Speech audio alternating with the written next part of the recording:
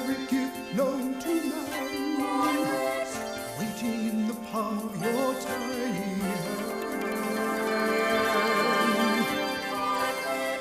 Given a chance to dream, a vision that your heart has already seen. Pass the torch, one to another, carry the flame as far as you can. Pass the torch, sister to brother, the journey is yours, the journey is mine, a journey to understand.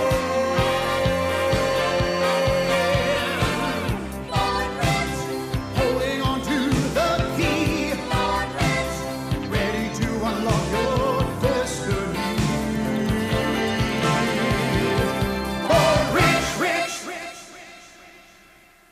World-famous athletes, astronauts, international personalities who have really made a difference in our world. You and I, we all started out exactly the same, just like that beautiful little baby that you just saw. We were born rich, rich in potential. We have deep reservoirs of talent and ability within us. You're about to embark on one of the most exciting journeys you could possibly get involved with. This program, You Were Born Rich, is the most effective personal development program in the world today.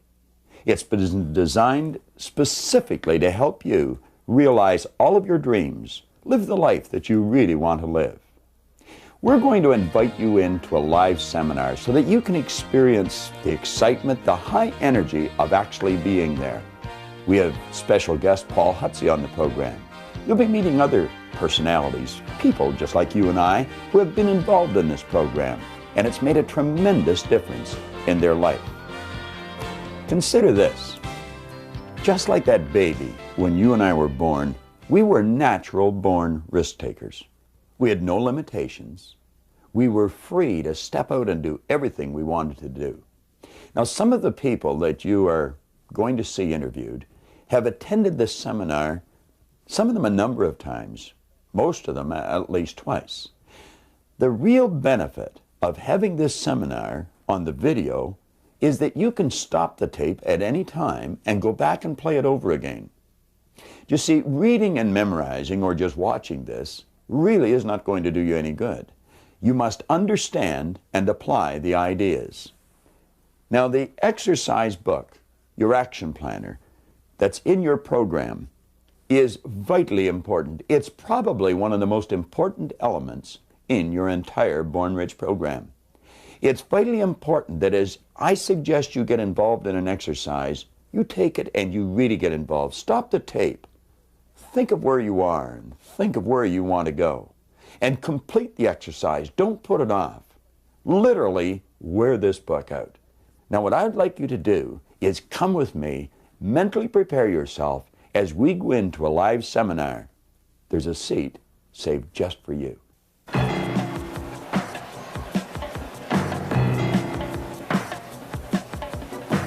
You are about to embark on the most exciting journey of your life.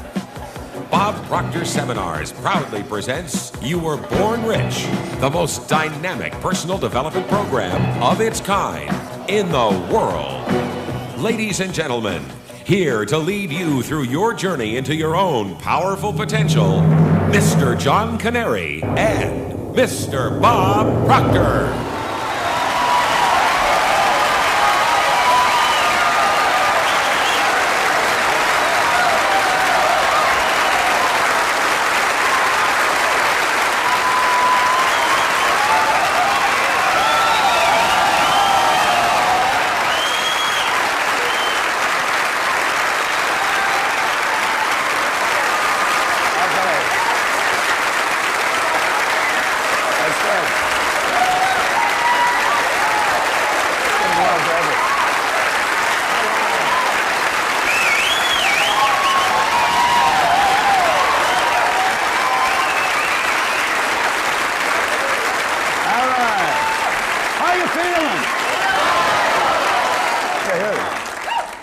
Can we do better than that, Robert? How you feeling? I'll tell you what I'm going to do, Robert. Could all the people on this side of the room just remain silent for just a moment? Let's just try this side of the room, see who wins this contest, okay? How you feeling? Hold on, Robert. Whoa, my turn. Now, let's see whose side you're on here, all right? How do you feel? Sorry, old buddy. Looks like you won. We're going to get started with Robert. All right. Well, I want to wish you a very warm welcome to our seminar here today. And we've got a special guest who is sitting at home. And we're inviting that person into our seminar, and they're going to experience everything you're going to experience. I know many of you have been through our seminars before. Some of you have never been through our seminars. But I think you'll find if you keep your mind wide open, just sit back and relax, you're going to find it a pretty interesting experience. I've often mentioned that we never give anybody a brain hernia with the information we use. It's all very simple, and it's very, very effective.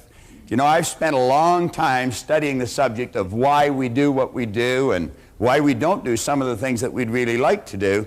And I've come to the conclusion that the two main elements in a successful, fulfilled life is motivation and education. And if we get a proper balance of motivation and education, we're going to find that we're going to be led into some very wise decisions that'll inspire us into some intelligent action, and we will live a very, very fulfilled life. What I would like to suggest you do is flip to page 2 in your action planner. Take your action planner and turn to page 2.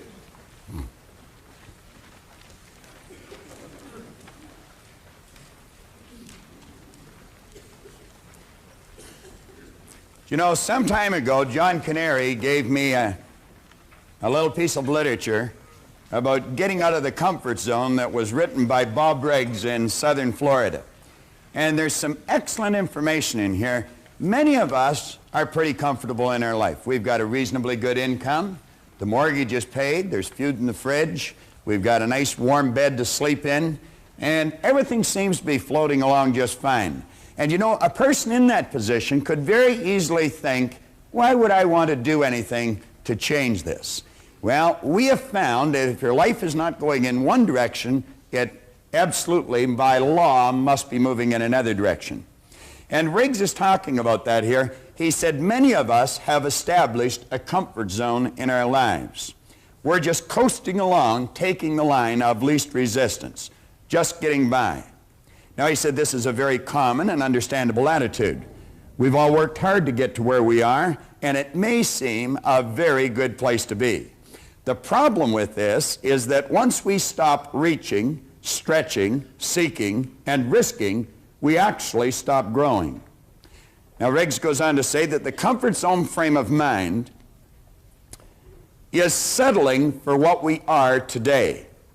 That may be fine today, but without continued growth, and I believe this is the key line coming up, we are now all we are ever going to be.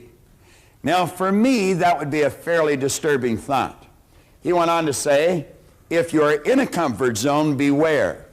The danger of a comfort zone is that it doesn't hurt, and it might even feel good. Many take that to mean it's a good place to be, but it's not. A comfort zone may be what is holding you back from real growth, real accomplishment, and your potentially exciting and rewarding future. Now, I've mentioned if we're not going in one direction, we must by law be going in another direction. You're either creating or you're disintegrating. Whenever we hear a person say, I like it just the way it is, we know that person is advertising their ignorance of a very basic law of life, because absolutely nothing stays the way it is.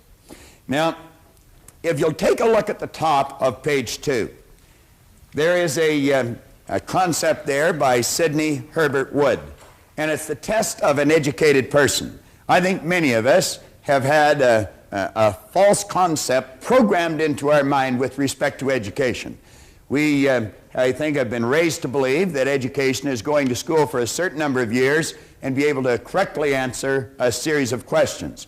But you know, many people will go to school all their life and be able to correctly answer the questions, but then when it comes to getting out into the marketplace and really making it happen, they just don't know how to compete.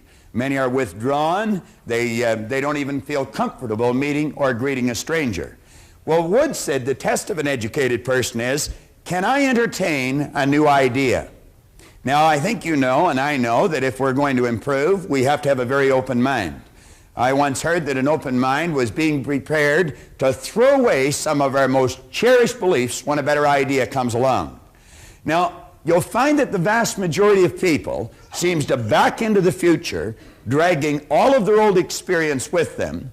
When they're confronted with a new idea, they ask, does it fit? If it doesn't, then they say it's wrong. Now, what we want to do is ask ourselves, would this new idea improve the quality of my life, or would it get me going in the other direction? Can I entertain a new idea?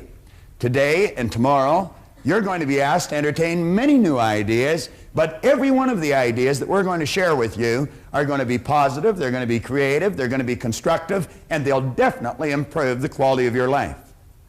Then we see the second one, can I entertain another person?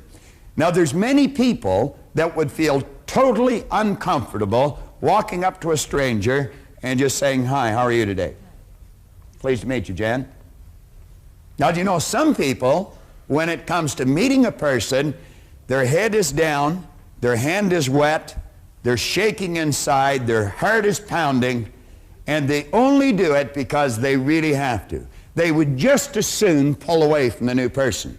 Now, that individual has not learned very much, if anything, about themselves, because we should feel totally comfortable meeting anyone, anywhere, at any time. And then he asks, can I entertain myself?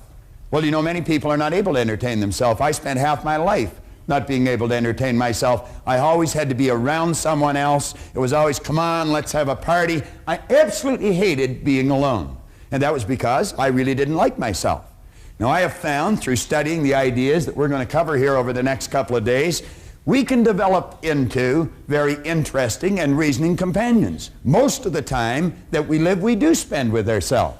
And you're going to find that some of the very best conversations you ever have are going to be with yourself. I get so excited about some of mine, I talk right out loud. That draws, a strange look from people from time to time, but you get such great ideas going in your mind that you just can't help it. Now, here in the first paragraph, we say that this program, You Were Born Rich, is based on the premise that you have rich resources lying dormant within you. I have heard many people laugh when they take a look at our program or take a look at the title of the book, Born Rich. You see, they think that means that you've been born into great wealth. Some people are, but some people are not. But everyone, without exception, has been born with tremendous resources lying within them. We've got deep reservoirs of talent and ability. And through following right rules and natural laws, we're going to find that we can draw that potential to the surface and we can bring it to bear, and it will cause the manifestation of prosperity in our material world. Now, in almost all the seminars that either John or myself does, we take and we put an R here in the board. Now, what I would like to suggest you do is you let that R represent the results that you're getting in your life. Now, there's three areas that we're going to suggest that you focus on. One is happiness, one is health, and another one is material wealth. Now, when I first started to study this material, I was not happy, I was not healthy, and I definitely was not wealthy. I had a chap sit down with me, and he saw something in me that I obviously wasn't capable of seeing in myself. His name was Raymond Stanford, Raymond Douglas Stanford. In fact, I named my son after him, Raymond Douglas Proctor. And Ray looked at me and he said, Bob, let this here represent results that you're getting in your life. Then he asked me if I thought he was a happy person, and I said, yeah, thought he was. He said, have you ever seen me sick? And I had to admit I hadn't. He said, have you ever seen me when I was broke? And again I had to admit I hadn't. Well, he proceeded to tell me that he thought I was one of the most miserable people he had ever met. Well, and you know it was true. I was an unhappy human being. He said, you're always sick. Now, I didn't have a terminal illness, but I always had a headache or a cold or a backache or something. And he pointed at the area of money. He said, you're always broke. He said, you're forever trying to hit somebody up for a couple of dollars for gas. Now, if I was to put this in proper perspective for you, I was earning $4,000 a year at the time, and I owed 6. So do you see, I wasn't really interested in being happy or healthy at the time. I figured if I could just get this money problem straightened out, everything was going to be great.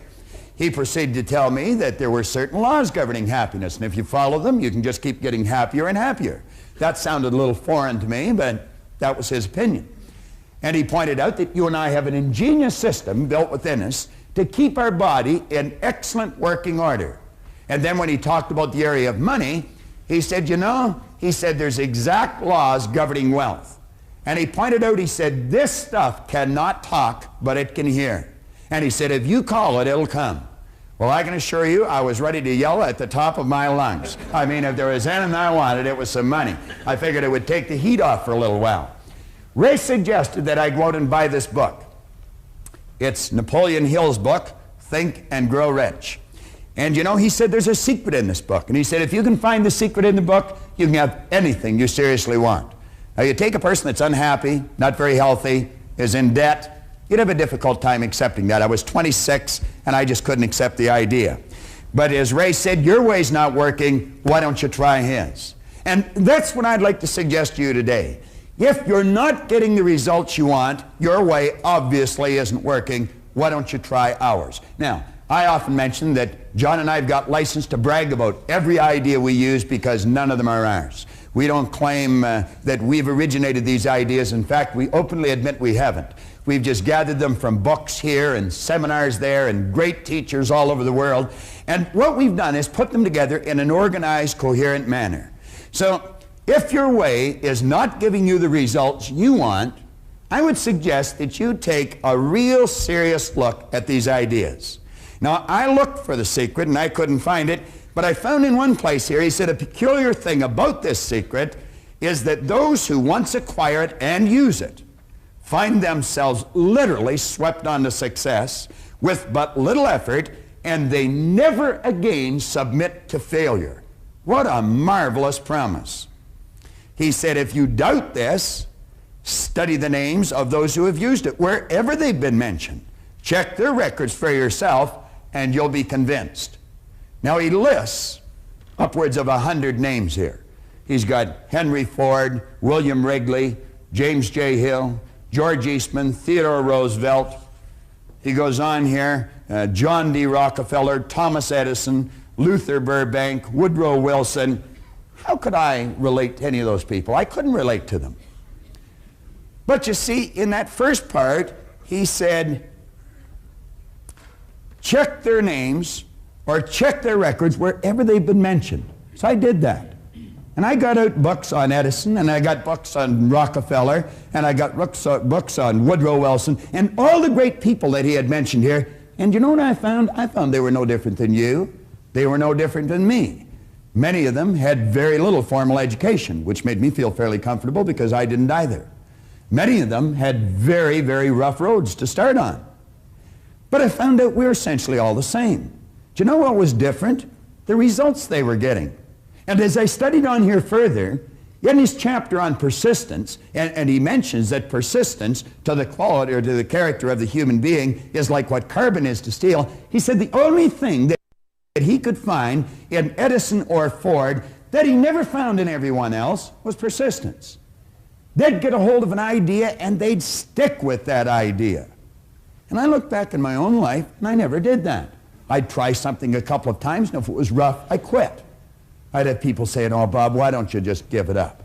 I'd say, yeah, you're right, and I would. Now, you see, the people I was mixing with, they were losing too. I never stuck at anything. So I made up my mind, if I ever found this secret, I'd work it right until I died. Now, I did find the secret. It was in 100 different places in the book, and it was simply sit down, decide what you want, write it on a card, carry the card in your pocket, and read it as often as possible every day. Now, keep in mind, I was earning $4,000, I owed $6,000. I was sitting in a fire hall at the time, and I wrote on the card that I was going to have in my possession by New Year's Day of 1970, $25,000. Now, I wrote that on the card in 1960. You know, the idea of having $25,000, it was sort of a fantasy. I don't think there was $25,000 in the whole fire hall at the time. Now, I wrote that in the card in 1960, keep in mind. I gave myself a decade to pull this deal off. I really didn't believe it was going to happen. But I found out a couple of things. I found if you write a lie on a card and you read it often enough, you're going to start to believe it. And you know, William James, back around the turn of the century, he said, believe, and your belief will actually create the fact. Well, I did what he suggested. I read this card every day. I'd carry it around and I'd just keep reading it. And one day one of the guys in the fire hall got a hold of it and they pulled the card away and they passed it all around. Everybody started to laugh. Proctor's going to get rich. I had a chap in a seminar the other day that he said the same thing had happened to him. He was in a seminar and he got one of these gold cards and they passed it around at work and he said, everybody laughed at me, but he said, I'm winning. Now, I didn't read the card in front of anyone any longer, but I kept reading it. I'd go to the bathroom, and I'd sit in the toilet and lock the door, and I'd read the card. Or I'd be driving down the street, and I'd come to a traffic light, and I'd haul the card out, and I'd read it. Now, something very funny happened to me. 1 year later, I was earning $175,000 a year. Now, that's an enormous change, and it went well beyond $1 million in a year. Now, that was not supposed to happen. See, everything I'd been taught since I was a little boy indicated that if you don't go to school, you can't win. If you don't have business experience, you can't win. I had not gone to school. My second month in high school, they asked me to leave. I'll never forget how happy I was when they made that decision. Yeah. As I look back, they were probably much happier than I was when they made that decision. But here I was, I was 16, I had very little knowledge, I had absolutely no skills, and at the very best, my attitude was poor. What chance did I have? I really didn't have any, but I didn't know that. And so I just bummed around from job to job, in and out of the Navy, in and out of factories, in and out of bars, mostly in and out of the bars, until I was 26. Here I was at 26, when Ray sat down with me, I had very little knowledge, absolutely no skills, and my attitude had not improved greatly. But he introduced me to this idea. And I found out it doesn't matter what's happened in the past. You may not have a colorful background, and maybe you have. You may not have a lot of formal education, and maybe you have. But it really doesn't matter if you've got a goal and you're willing to stick to it and study the laws, you're going to find out that you can win. Now, that was like an emotional impact. And I had to find out what happened to me. And so I made up my mind that someone had either written in a book or they were talking about it. And I made up my mind I'd read every book that was ever written if I had to. And I'm going to tell you, I have one of the finest libraries on personal development, psychology, the area of the mind that you're going to find anywhere. And I don't just mean library of books, I mean library of tapes and records. And I would travel anywhere in the world that I heard of a good seminar to find out more about myself. Find out more about you. Find out what makes us tick. And you know a strange thing? I found as I studied me, I understood you better. Because we are essentially all the same. And that's just sort of the way it works. This seminar is nothing but the culmination of all that study. But it wasn't just study, it was a lot of practice, a lot of painstaking study, and an awful lot of experience. And John and I have seen great changes take place in our own life, but better still, we've seen phenomenal changes take place in the lives of the thousands and countless thousands of people that have studied these seminars. We've done these seminars as far away as Takapuna, New Zealand. We've done them all over the United States, every state in the United States. And we've done them all across Canada. People in England are studying this right now. As a matter of fact, this book, Born Rich, is being read in Russia right now. That's a fair distance away from here, and it's a lot different philosophy than most people in that country are used to. Now, we point out here that material wealth is a normal and a natural state for you to live in. Intellectual comprehension, come down to the third paragraph on page 2. It's vitally important. Intellectual comprehension of this program is not difficult. In a relatively short period of time, you will be prepared to correctly answer a battery of questions about this Born Rich program. If you read it, memorize it, you could answer almost any question in it. But that doesn't mean that you're going to win. You could very quickly say, I know. Someone mentions something, will say, I know. I know somebody that says that all the time. Doesn't matter what you say to her. Vera says, I know. All right. Now, knowing and doing are poles apart. And I point out in 2 or 3 places in the book that reading and memorizing are not going to make you successful. It's the understanding and then the application of wise thoughts that count. You must understand the idea, and you must go out and act on the idea, regardless of how much your old program wants to hold you back. You've got to bust out of that shell and do the thing that you've got to do. Now, John Ruskin here gives us an excellent concept on education. He said, education does not mean teaching people what they do not know. It means teaching them, showing them, leading them to behave as they do not behave. Now, the compensation that you're going to receive for following the ideas that you're going to be studying for the next couple of days is absolutely incredible. I could do nothing but keep expressing great ideas when I talk about the good that can come to you. You can do anything you want. You can have anything you want by following these ideas. Now, I choose to believe that every one of you wants something. Way down deep inside of you is a dream. And every now and then that dream floats to the surface of your conscious mind. And when it does, you quickly push it out and you say, I can't do that. Now, the truth is you can, you just don't know how. And if you can get that straight in your mind, I'm going to tell you, you busted out. Now, Vernon Howard one time pointed out in a magnificent book, Mystic Path to Cosmic Power, you cannot escape from a prison if you don't know you're in one. You cannot escape from a prison if you don't know you're in one. Well, I think we're all in one to some degree. But that dream you've got that comes to your mind, I would suggest you look at it real carefully. I was given a cassette tape by a gentleman in a seminar that we were conducting a couple of years ago, and it was a copy of a speech made by a minister out of Minneapolis. And there were a couple of lines in that tape that were absolutely incredible. He said the saddest thing when he's officiating at a funeral is not the death of the body, but the death of all the dreams. It's that house you were going to build and never built. Maybe that car you were going to get, never got. That trip you were going to take and never took. The business you were going to start and build, but never did. Well, the saddest thing is not the death of the body, but it is the death of all the dreams. We've got to do what's inside of us. Let's not go to the grave with the music still in us. Now, as we go through this seminar, John's coming on in a minute to lead you through the part about proper use of the seminar, but as we go through it, understand this. If you do not direct all of the information you're going to hear towards a specific end, the information will probably be rendered useless. So, what I would suggest you do, as John's coming up here, just jot down in shorthand, in your book, anywhere on a blank space, that's something that you want. And look at the quote on the bottom of page 2. Ralph Waldo Emerson said, do the thing and you'll get the energy to do the thing. Do the thing and you'll get the energy to do the thing. Don't wait. Start right now whether you're ready or not. Just say, I'm going after it, I'm going to get it, and your present circumstance has got nothing to do with where you're going. Later on in the book here, you're going to find that there's a quote by a magnificent author. He said, your circumstances may be uncongenial right now, but they will not long remain so if you perceive an ideal and strive to reach it. Now think of that. You may not have much money. Your social life may be in a bit of a chaotic state. Maybe your business isn't going the way you'd really want it to go. He said, your circumstances may be uncongenial, but they will not long remain so if you perceive an ideal and strive to reach it. Now, flip over to the next page, and I'm going to invite John back on to lead you through how to get the proper use out of this program. And I don't suppose there's a better guy that I know to be able to do that, because I watched John start, and there's a story of him in Born Rich. I watched John start from ground zero and just keep making headway.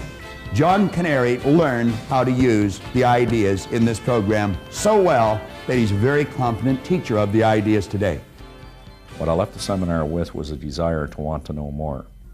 There was something about it that stimulated a desire within me of all the things I ever wanted to do, but no one ever told me that I could do it.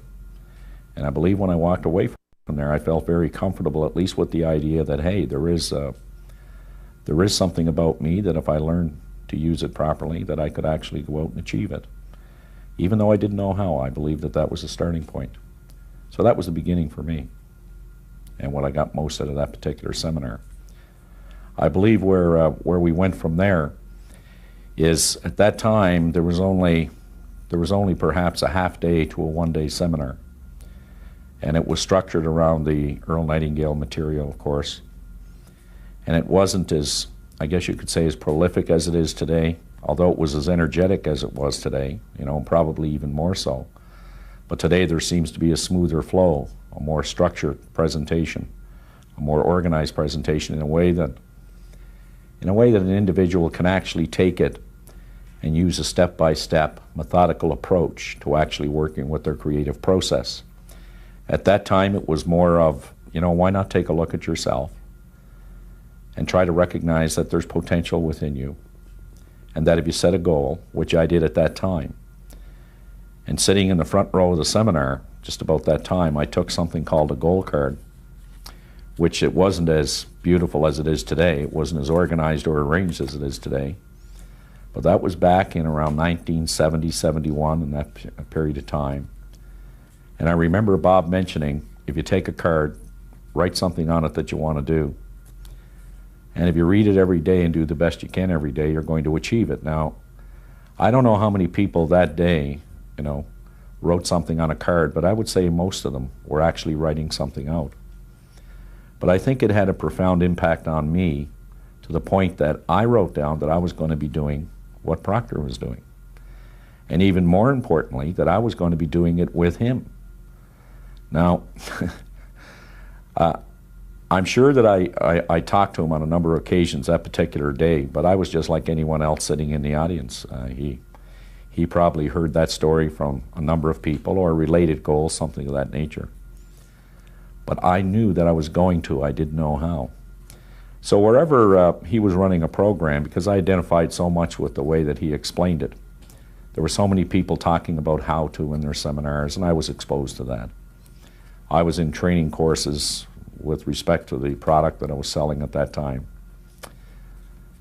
But he was getting to a point where it was kind of like all of a sudden you could see that you could do it, even though there was no special methodical method to doing it. So when I walked out of there that day with a 3x5 card with something written on it to the effect that I was going to be doing this program like he was doing it, and with him, I was wondering what would happen if I had told a lot of people that. Well, I didn't bother telling anybody, but I kept going back to every seminar that was being conducted, no matter where it was. If it was in Chicago, in Toronto, if it was in London, if it was in Kingston or Montreal, that's where I would end up. And I think that, the fact that I was available so much and in every seminar, that Proctor began to wonder, who is this guy? And before long, he started calling me, and we started to develop pretty good relationship, pretty good friendship. The rest of that is history, of course. I've worked with every major company, people from every walk of life, from professional hockey teams, professional baseball teams, many major corporations, and have not regretted one day of it, as tough as it's been. So let's give John a real warm welcome as he comes on and lead you through that.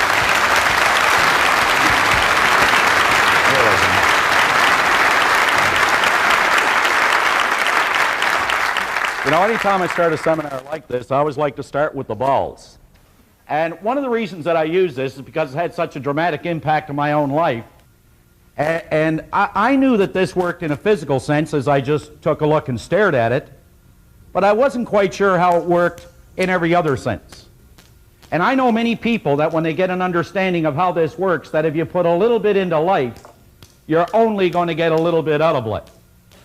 In other words, if you want to spend a lot of time complaining about what's wrong in life, that's just about the only thing you're ever going to find in your life.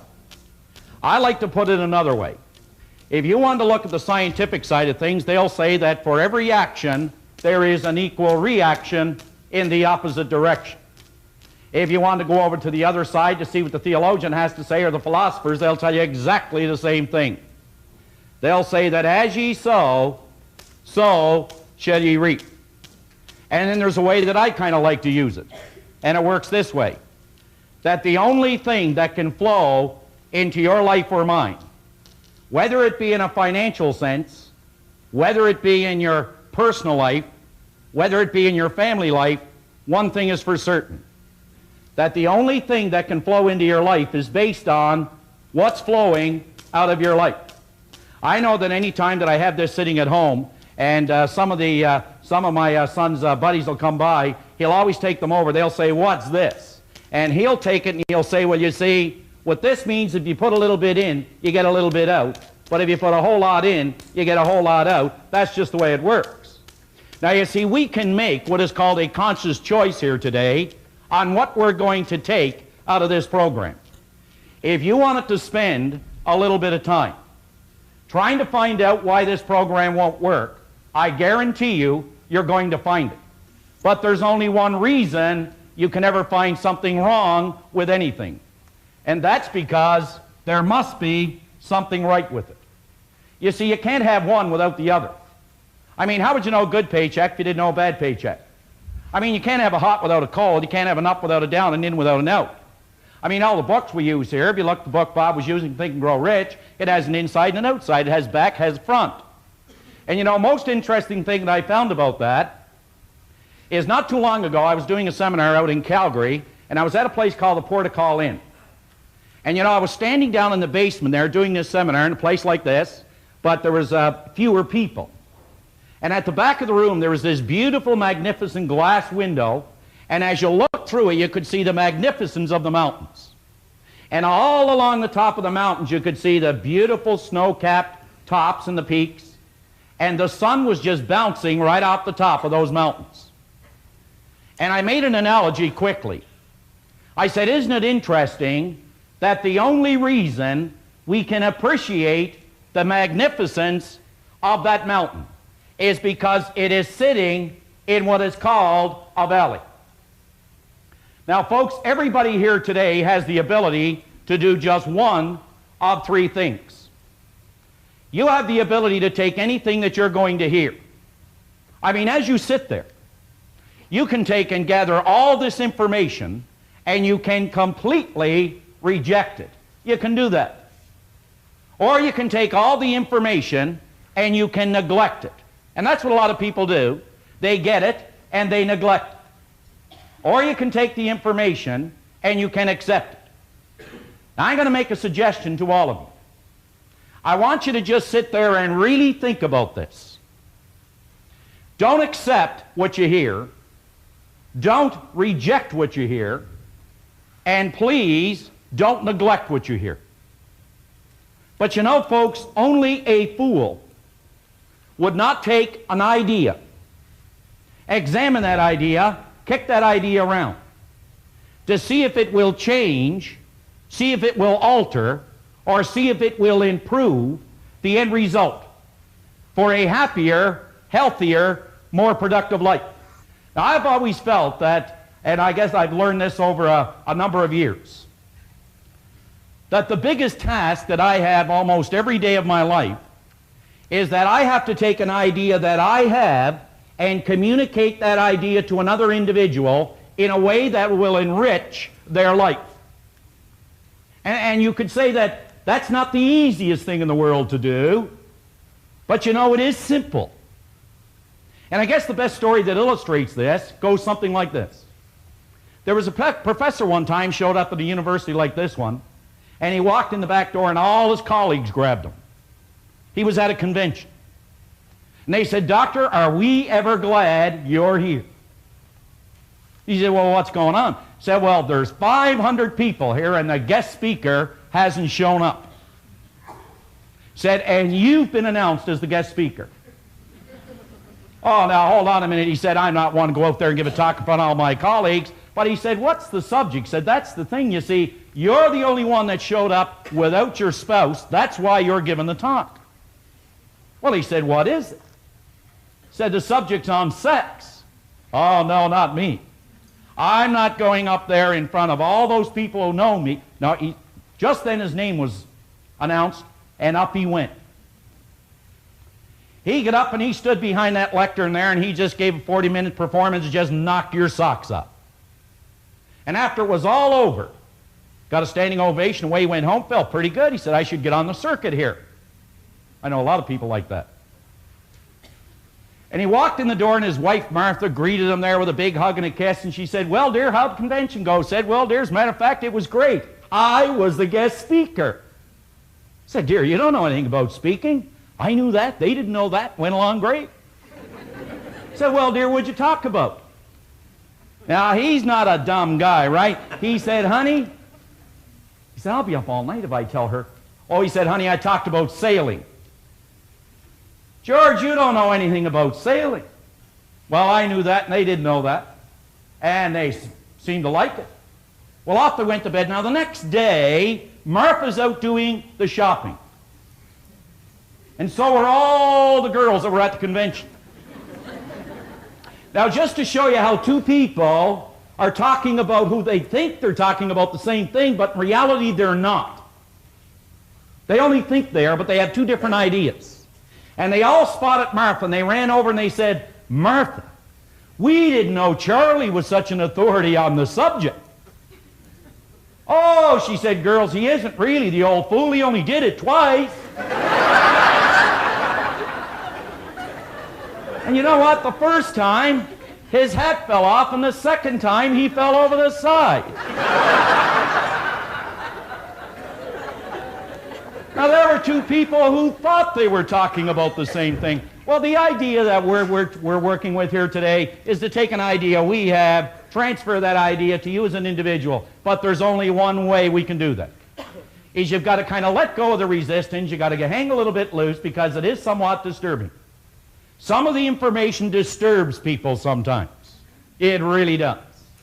It actually does. It was a Bishop Sheen, was giving a great talk every Sunday afternoon. And one Sunday afternoon he was giving the talk, the fellow put his hand up in the air and said, hold a minute, Bishop, you don't believe all that jazz, do you? Oh, he said, I believe it all. He said, come on, Bishop, you don't believe that story that Jonah was in the stomach of the whale? Ah, he said, I believe it, Bishop. He said, come on, Bishop, not Jonah in the stomach of the whale. He said, come on, you're a grown man. No, he said, I believe it. He said, well, tell me, Bishop, how are you going to prove it? Well, he said, I'll tell you what. When I get to heaven, I'll ask him. Say, yeah, but Bishop, what if you don't find him there? He said, then you can ask him. So you see, if you want to reject it, you want to neglect it, go ahead. I know the information works.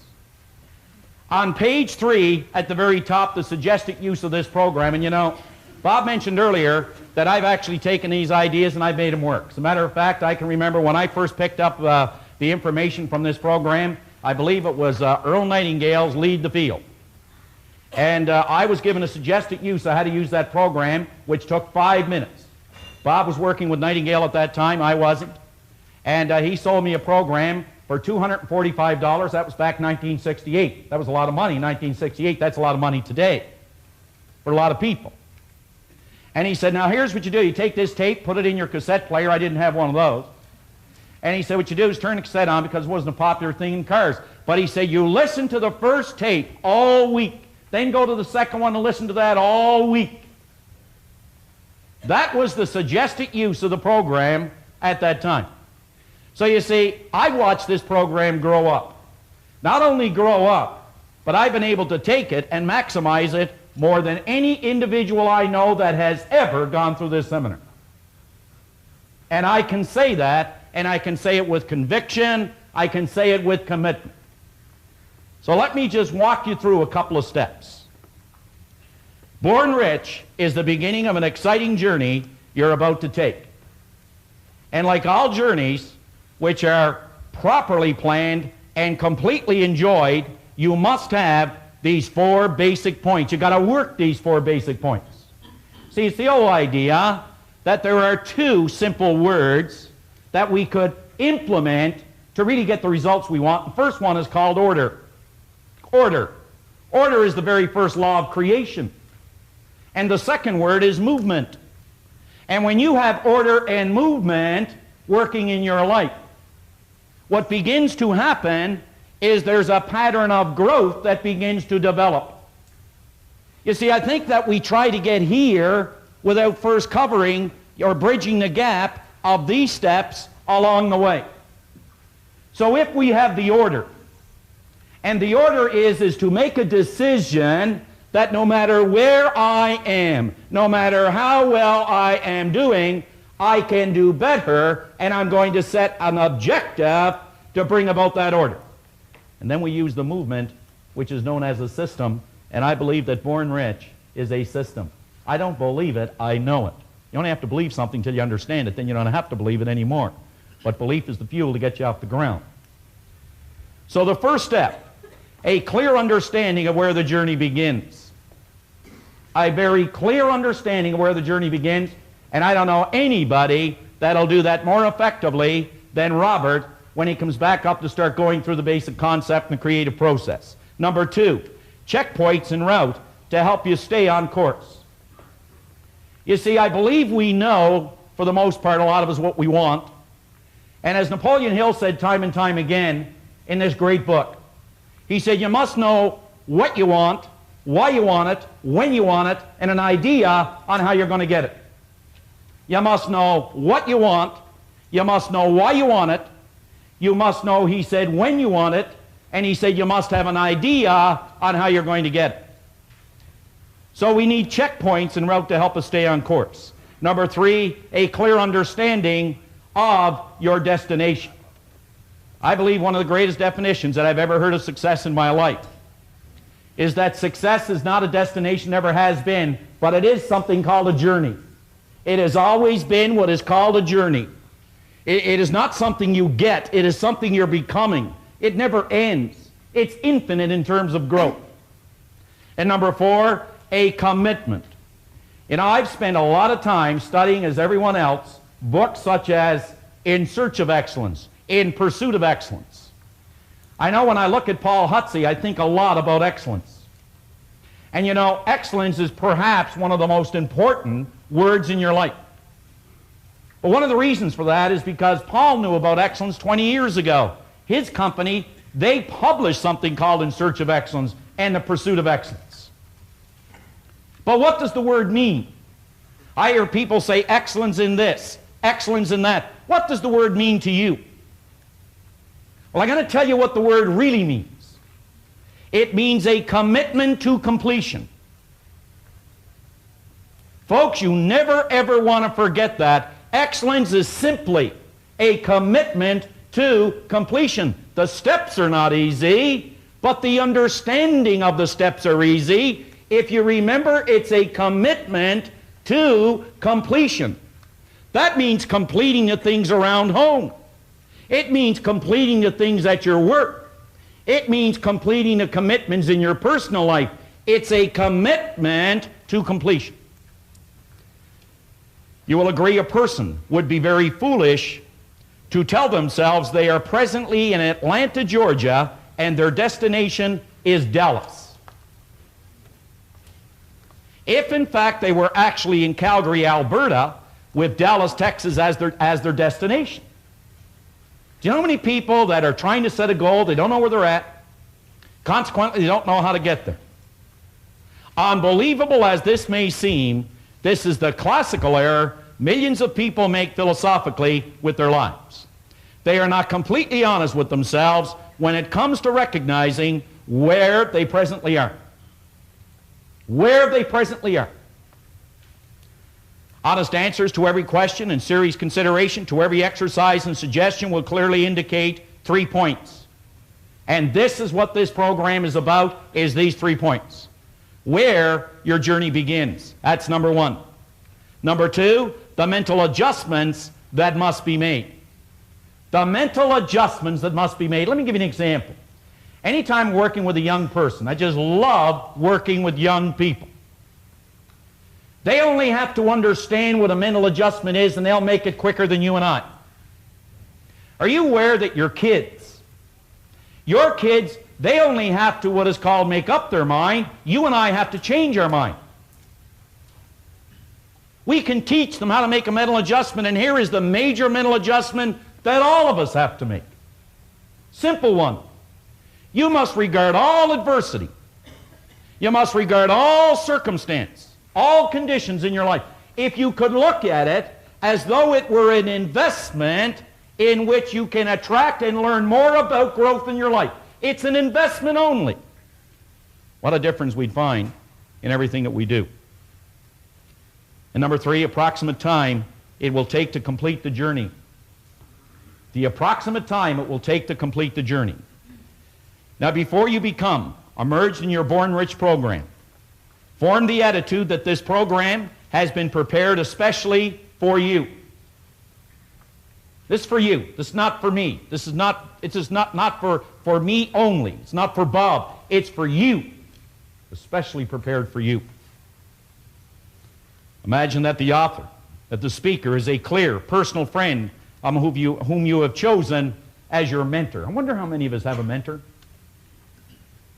I always say when a program ends, it's the beginning. It really is. It says, make a commitment to yourself that you will follow every instruction necessary to alter, and you're going to hear this word so often, to alter your old conditioning. Now I want you to think, what is old conditioning? Do you know, any time that you get these buried pain remembrances, these nagging little things that grab us when we're trying to do something, or that tell us we can't do it, why we can't do it, and all these things that are just kind of like grabbing at us, these doubts and worries, that's your conditioning. You know, I'd give anything if a person would just grab hold of one idea, this one simple idea. Any time that you get feedback telling you why you can't do something, if only, folks, you could remember it's not a reflection of your potential or you as a person, but it is a reflection of your conditioning. I'd give anything for a person just to understand that. When you get that old feeling that you can't do something, you can only remember it's a reflection of your conditioning and not a reflection of your potential. Now I want you to think about this. Everybody is familiar with the great Bruce Lee, perhaps the greatest martial artist that ever lived. And you know, he was also a great teacher. And very often they'd come to him and they'd say, could you tell us, Master, how we could be a great martial artist like you? Now he would take them out into a little gym and he would go through some of his moves. And what he was doing is he was trying to find out where they are.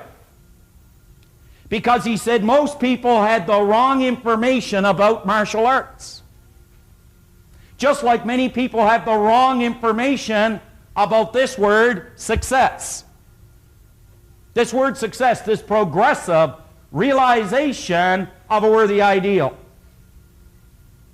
And after he'd take them through the little exam, he would sit down at a table, he'd put them on one end. He'd sit on the other end. And he'd put in front of them a glass of Coke. He'd say, I want you to look at that and let it represent. Think about it now. He said, I want you to let this glass of Coke represent your knowledge. This is what you know to be the truth. And he said, I want you to let this clear water represent what is the truth. This is my knowledge. This is what I've learned. And he said, this is what you want from me. This is what you want. I want you to think about one step here. How often have we looked into the lives of other people and we see things that we truly admire? We look at maybe their person, what I'd give to be like that individual. We look at what they have and we say, what I would give to have what they have. We look at what they do and we say, what I would give to do what they do. Folks, if we only knew, what we're looking at are nothing more but our own rejected thoughts. They accepted thoughts that we have rejected. So this is what Bruce said. I can't give you my knowledge because, you see, there's too much of yours. However, he said, if you are prepared to let go of yours and make room for mine, then we can work together. But as long as you hold on to this, I can't give you this. Think about it. Are you prepared to let go of what you've learned? And by that, I don't mean to just cast it aside, but to examine it. And to take a new idea that you will hear in 2 days here. A new idea. And to examine that idea, entertain that idea, to see if it will change, alter, and or improve the end result for a happier, healthier, more prosperous life. If you're prepared to do that, this program will really, really work for you. Will really work for you. Would you go back to the book with me, please? Second last paragraph. Rather than merely listening to the messages, questions and exercises, think. Think deep, penetrating thoughts. Ask yourself, what does this mean to me? How can I apply this idea to my life? Remember, not how can I apply it to someone else's life. How can I apply this idea to personal growth and development in my life? Because the simple basic laws of life are create or disintegrate. We're either moving forward or we're going backwards.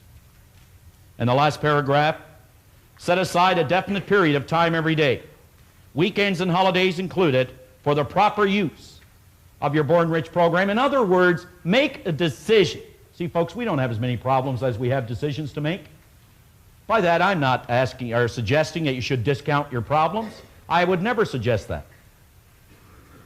But you know, I am suggesting that you have the talent, the ability, the potential to handle and to deal with your problems. So do we have as many problems as we have decisions to make? It says, for the proper use of your Born Rich program, you must set aside different times to work with it. You eat every day to nourish your body. Look at your Born Rich program as a form of healthy nourishment for your marvelous mind, and use it daily until its use becomes habitual. Until its use becomes habitual. Now, in 2 minutes, I'm going to bring Bob up here to go through the basic concept, which is the real star of this program, is what you're going to see on the board. It's what it's all about. The first time I was introduced to this concept, believe me, it hit me. I had such impact on me. Didn't change anything right away, but it showed me a way to do it. In 1973, I had something written on a goal card. Had something written on a goal card. And on that goal card, there was something very interesting. I said, on March the 1st, 1973, what I wanted to do was this very program. Now, at that time, I could not lead this group, you could say, in silent prayer. I could not have led this group in silent prayer. Could not. But I wrote on it that March the 1st, this is what I was going to do. Now, when February the 28th rolled around, now I tell you this for your benefit, not mine, for your benefit, because someone sitting here today is probably thinking exactly what I was thinking, but maybe in a different area. I had absolutely no credentials to do this. None. Absolutely none. And for 3 years prior, 4 years prior, wherever Robert was doing a seminar, I'd be there. Paul Hutsey knows that. I'd fly wherever he'd fly. I'd go wherever he was, and I'd sit in the front row. I have at home maybe a couple of thousand workbooks from seminars. A couple of thousand. Notes all through them. Some of them can't even read them anymore. Now, on February the 28th, after 4 to 5 years of a lot of pain, and there was, 4 to 5 years of a lot of traveling, and there was, a whole lot. A whole lot. There was a lot of things. You know what really happened?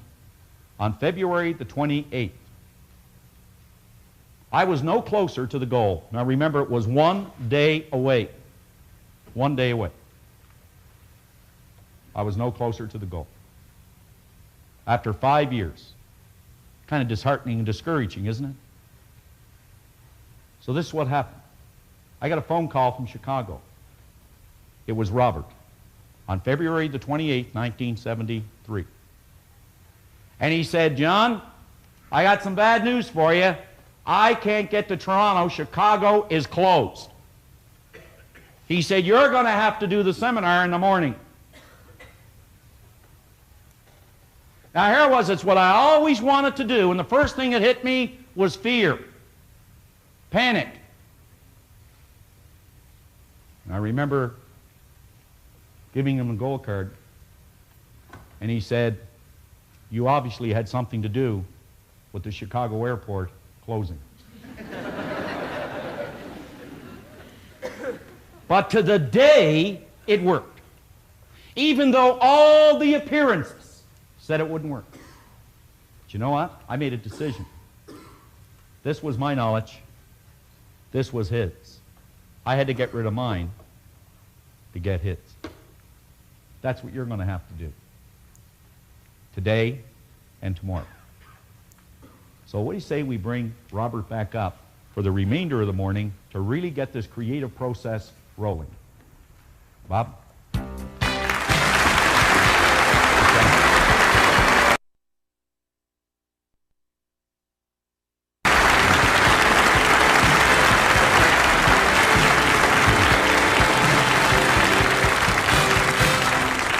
Thank you, John. I want to suggest now that you really put on your thinking hat. I have a paper here that was written by a gentleman who has since passed away. He was a great Canadian. His name was Dr. Lawrence Rampell. And when I first moved back to Canada from the United States about 8 years ago, Dr. Rampell was sitting right here where Mr. Kavuk, the great photographer, is sitting. And this man took more notes than anyone I had ever seen in a seminar. I honestly thought if I could have got a copy of his notes that I would have probably had a transcript of what I was saying. Now, I made up my mind I'd get to know him after the seminar was over. I wanted to know why he wanted to have all this written. And he introduced himself as Dr. Rampell. I asked him if he was a medical doctor. He said no. And I said, are you a dentist? He said no. And I said, are you a chiropractor? He said no. I said, do you want to play 20 questions? And he laughed, you know. And he said no, he had a doctorate's degree in thinking. Now, do you know, he had the only doctorate's degree in thinking that had ever, up till that time, come out of the University of Toronto. It took him 11 years to get it. Every time he went to go down a road, somebody would put a block up in front of him and say, no one has a doctorate's degree in thinking. Now, that's rather odd, especially when you consider that thinking is the highest function of which a human being is capable, and all the great leaders, all down through history, have been in complete and unanimous agreement that you and I become what we think about.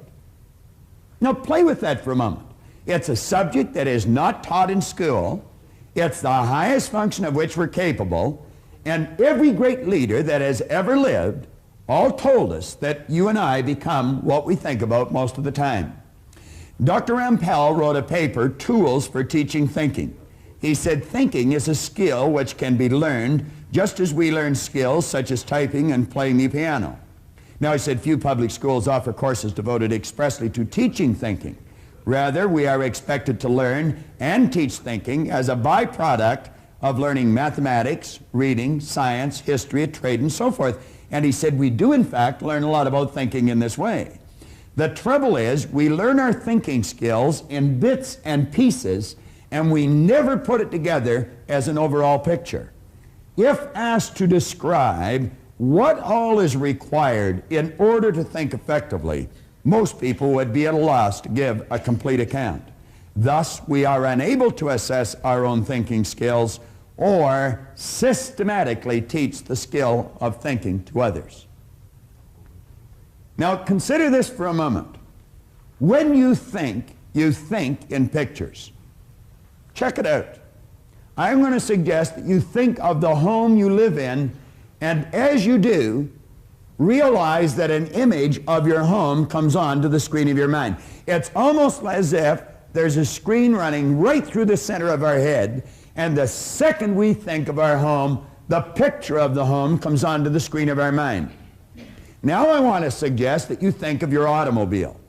And the second you think of your automobile, the picture of the home is gone and the picture of the automobile is there. Think of your kitchen, your backyard. Think of where you work or go to school. And bang, bang, bang, just like that, the picture changes. We literally think in pictures. Now I'm going to suggest that you think of your mind. Now when most people think of their mind, they get an image of the brain. How many thought of the brain? Quite a few hands going up. And yet, you know, the brain is not the mind any more than the fingernail is. And paradoxically, the fingernail and the brain is the mind. You see, mind is an activity, and body is the manifestation of that activity. And we're going to find out as we go along through the morning and this afternoon that the body is really nothing but an instrument of the mind.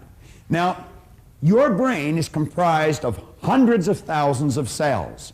Into these cells, we impregnate pictures or images. And as we think, we activate that particular group of brain cells, and the picture that's in them flashes on the screen of the mind. Now, I'm going to come back to that in just a moment. Flip over onto page 5 in your exercise book. At the top of the page, it's talking about me and money. Now, when you think of yourself and you think of money, what kind of a picture do you get? You know, the vast majority of people get a picture of poverty. And what we want to do is take and build cells of recognition in your brain for prosperity. So we're talking about me and money. That's you and your money. Now we say the program was written in the sincere hope that it would lead you. And that's all we could do is lead you. It's like Dr. Billy B. Sharp in Chicago.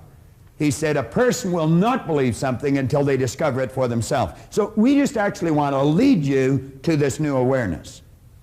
Well, we want to lead you to the many discoveries that lie within you. And we're going to do that through the repetition of prosperous ideas. What we're going to do is tell you one thing 10,000 times and 10,000 different ways. And we're going to cause pictures to fly on the screen of your mind until you get a clear picture of greatness and prosperity locked up within you, because that's what they're, regardless of whether you understand that or not at this point.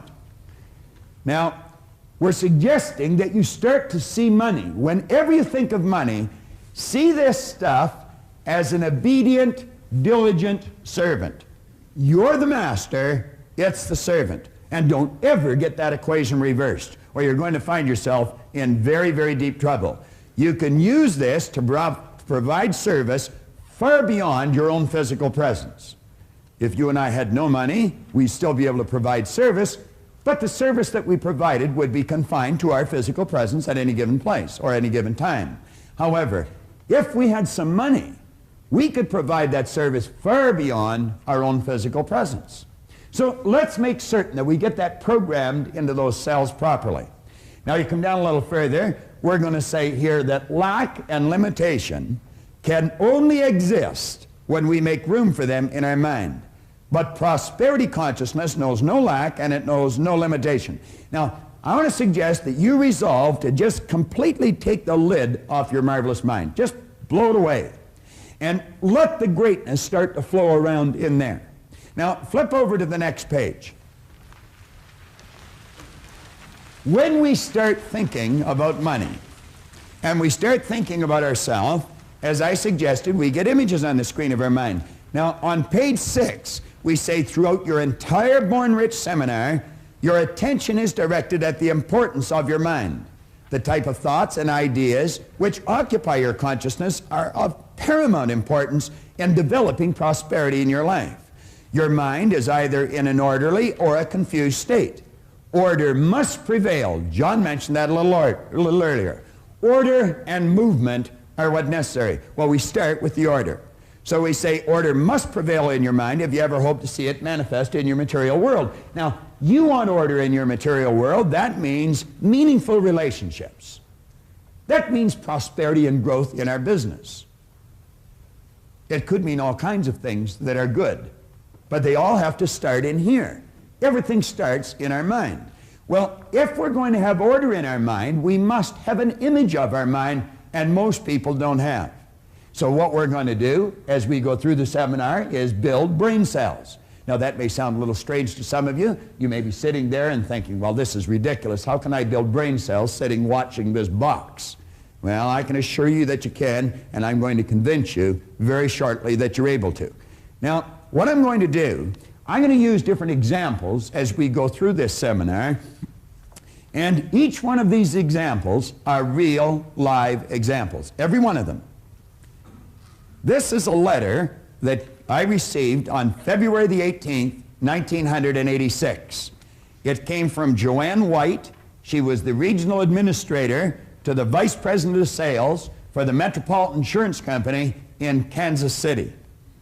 Now, Joanne was in a seminar there in January of 1986. This letter is dated February of 86.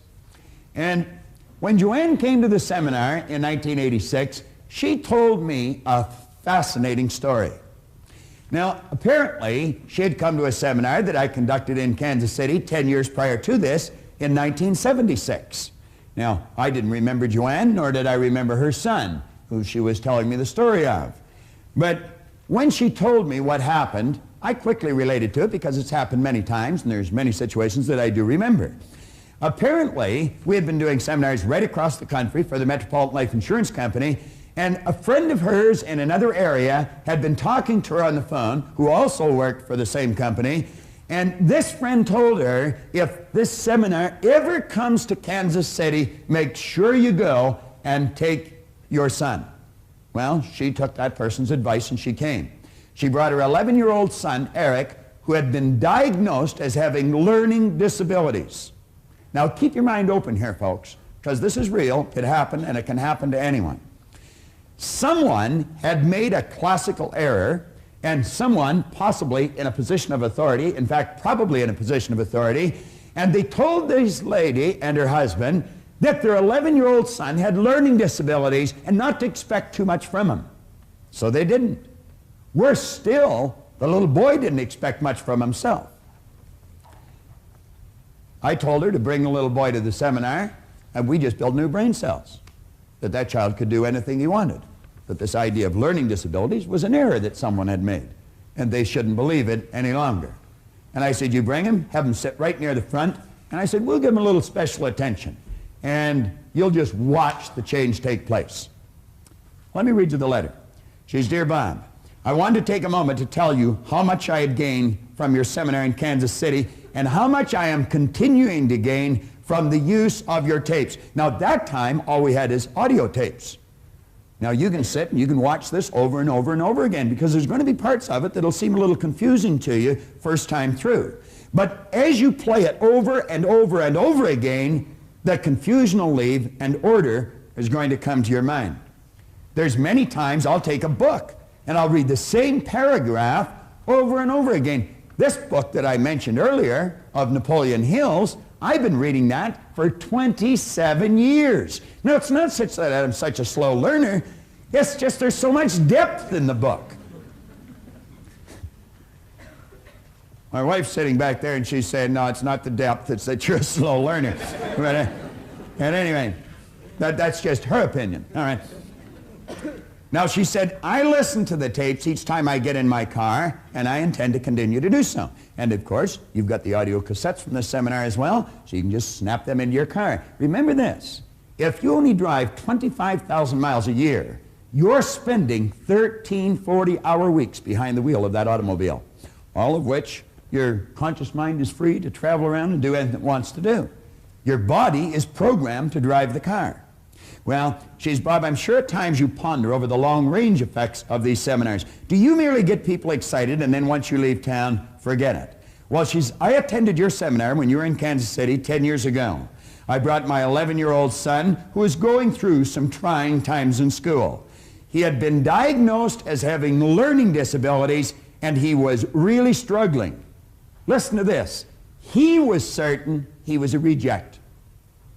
What a terrible thought to be running through the little kid's mind. I'm a reject. Many adults running around with that thought in their mind. You could have been sitting with that thought in your mind. You might be sitting with that thought in your mind. I'm a reject. There's no such thing as rejects. God didn't make any rejects. Well, she says, I brought Eric to the seminars. He learned that you can do anything or be anything that you believe you can. He learned to set goals and to achieve the goals that he set. Listen to this for progress. I am very proud to tell you there was both an immediate and a long-range change in Eric's performance. In that same school year, his grades spiraled upwards and he became an honor student.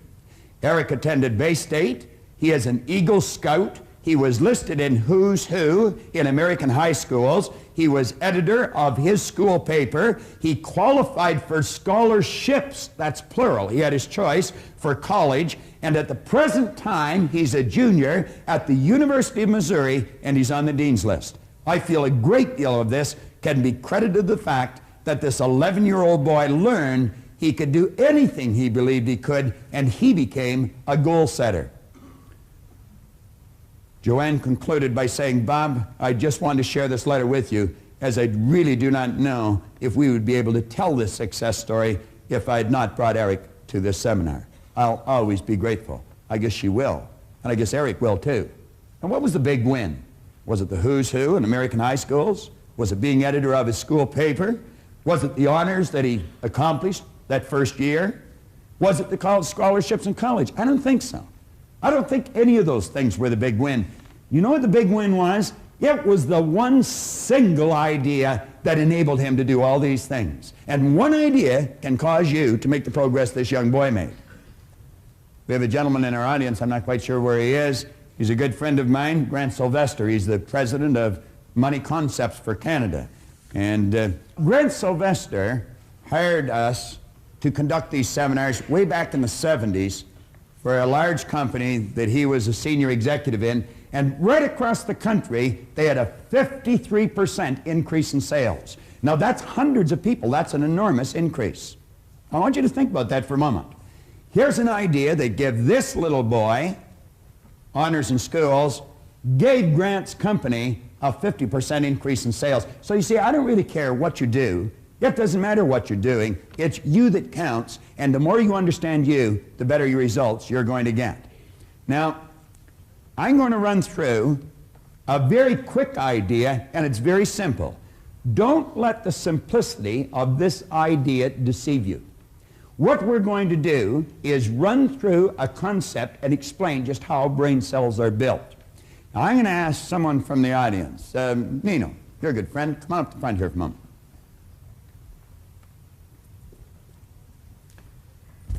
All right, Nino. Wonderful, Bob. Give Nino a hand.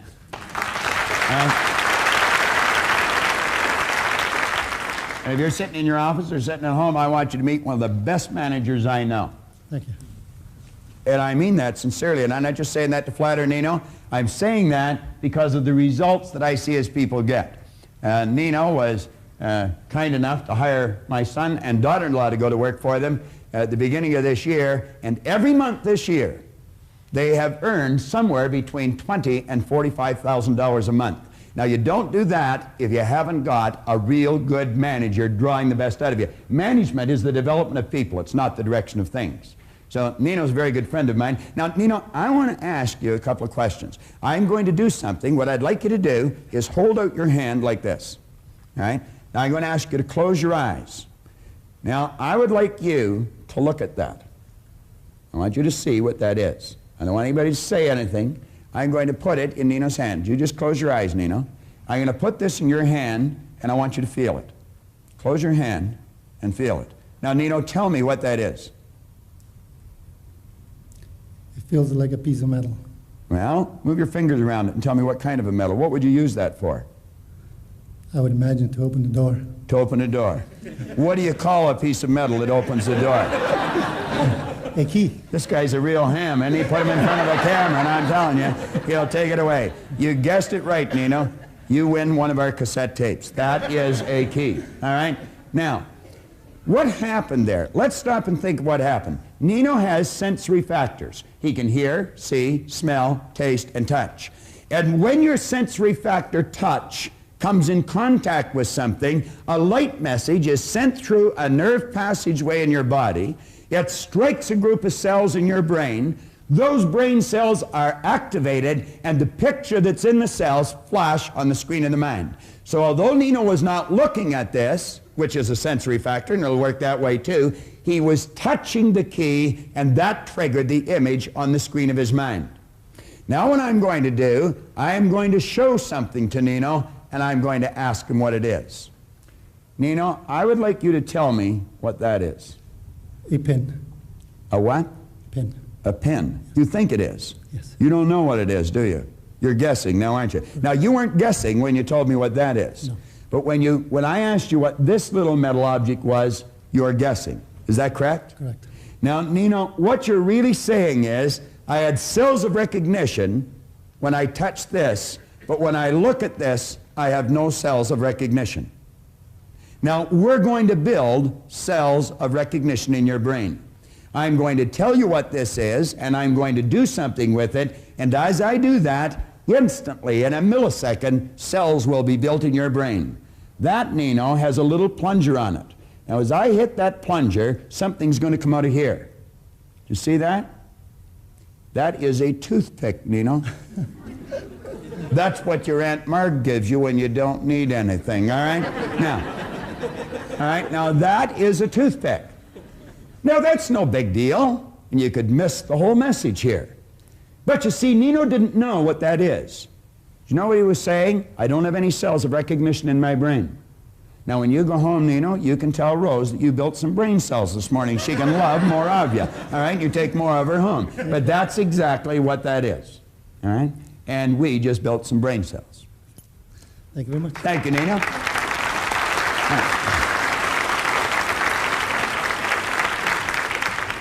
Nino Spazzeri is, without question, one of the greatest real estate sales managers I've ever met. And you know, I told Brian something, and I'm going to tell you something. Whenever you go to do something, make certain that the people you surround yourself with are very successful. Carl Menninger one point in time pointed out that environment is more important than heredity. In other words, the people you find yourself surrounded by are more important to your success, your well-being, than what's built right into your genes at birth. And I suggested Brian go and see Nino. I told Leslie, go see Nino, go to work for the man and listen to him and do what he tells you. And he'll draw the best out of you. And that's exactly what he's doing. Now, we're going to build some brain cells with respect to the mind. All right? And as we build these brain cells with respect to the mind, we're going to build a picture of our mind right in here. And then as we get that picture in here, we can start making headway and making some of the adjustments that John talked about in the proper use of the program. The points we just covered were simple, but vitally important. And one of the most important points of all was the fact that you and I must have an image of our mind. Without an image, we have confusion. So that's very, very important. Now, I would like to introduce you to someone who I wrote about in Born Rich, Heinz and Donna Dawes. They came to the seminar, and their circumstance was doom and gloom. We had bought this house in July of 1975 after being expropriated for the Pickering Airport fiasco north of the city. And almost every evening I would come home and I would be extremely negative, started to take out my frustrations on Donna because the mortgage payments and everything else was more than what we expected. And after you buy a home, you have to buy curtains and things like that. From 7:30, I believe, until 10:30 at night, I would probably say during those 3 hours my life changed totally. Because from an almost decision to having to sell this house to 3 hours later to having a target of having a Cadillac paid for in 3 weeks, that is a tremendous change. An important point here is that Heinz Dawes had been an insurance agent for 15 years. He had great information. He had heard many motivational speakers, but he was still at the financial point where he was going to have to sell his house. Heinz's problem was confusion. He did not have an image of his mind, and that's what made the difference. Unfortunately, a lot of those, if you want to call them motivational speakers, are geared on a very narrow, specific point. And yes, it may give you an immediate shot of adrenaline, but very quickly wears down, because you are not given the understanding of how it works. If I know how something works, as opposed to simply being told blindly as to how to do it, I have a different understanding. So that was the difference? Yes, the very easy, understandable way that Bob explains how the mind works, how you control the mind with your thoughts, and how the results are obtained. I got my Cadillac in 22 days after I made that promise to myself. Now I'd like you to come with me, and just the same as we were able to help Heinz and Donna and millions of others, I want to help you. Watch closely, and we will create an image of your mind that you can work with for the rest of this program, for the rest of your life. We were talking about building brain cells and developing an image and placing it in these cells for our mind. So what we will have then are cells of recognition.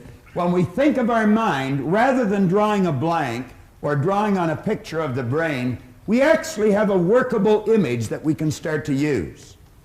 Now, before we do that, let me mention something here about a gentleman I heard speak way back in the early 70s.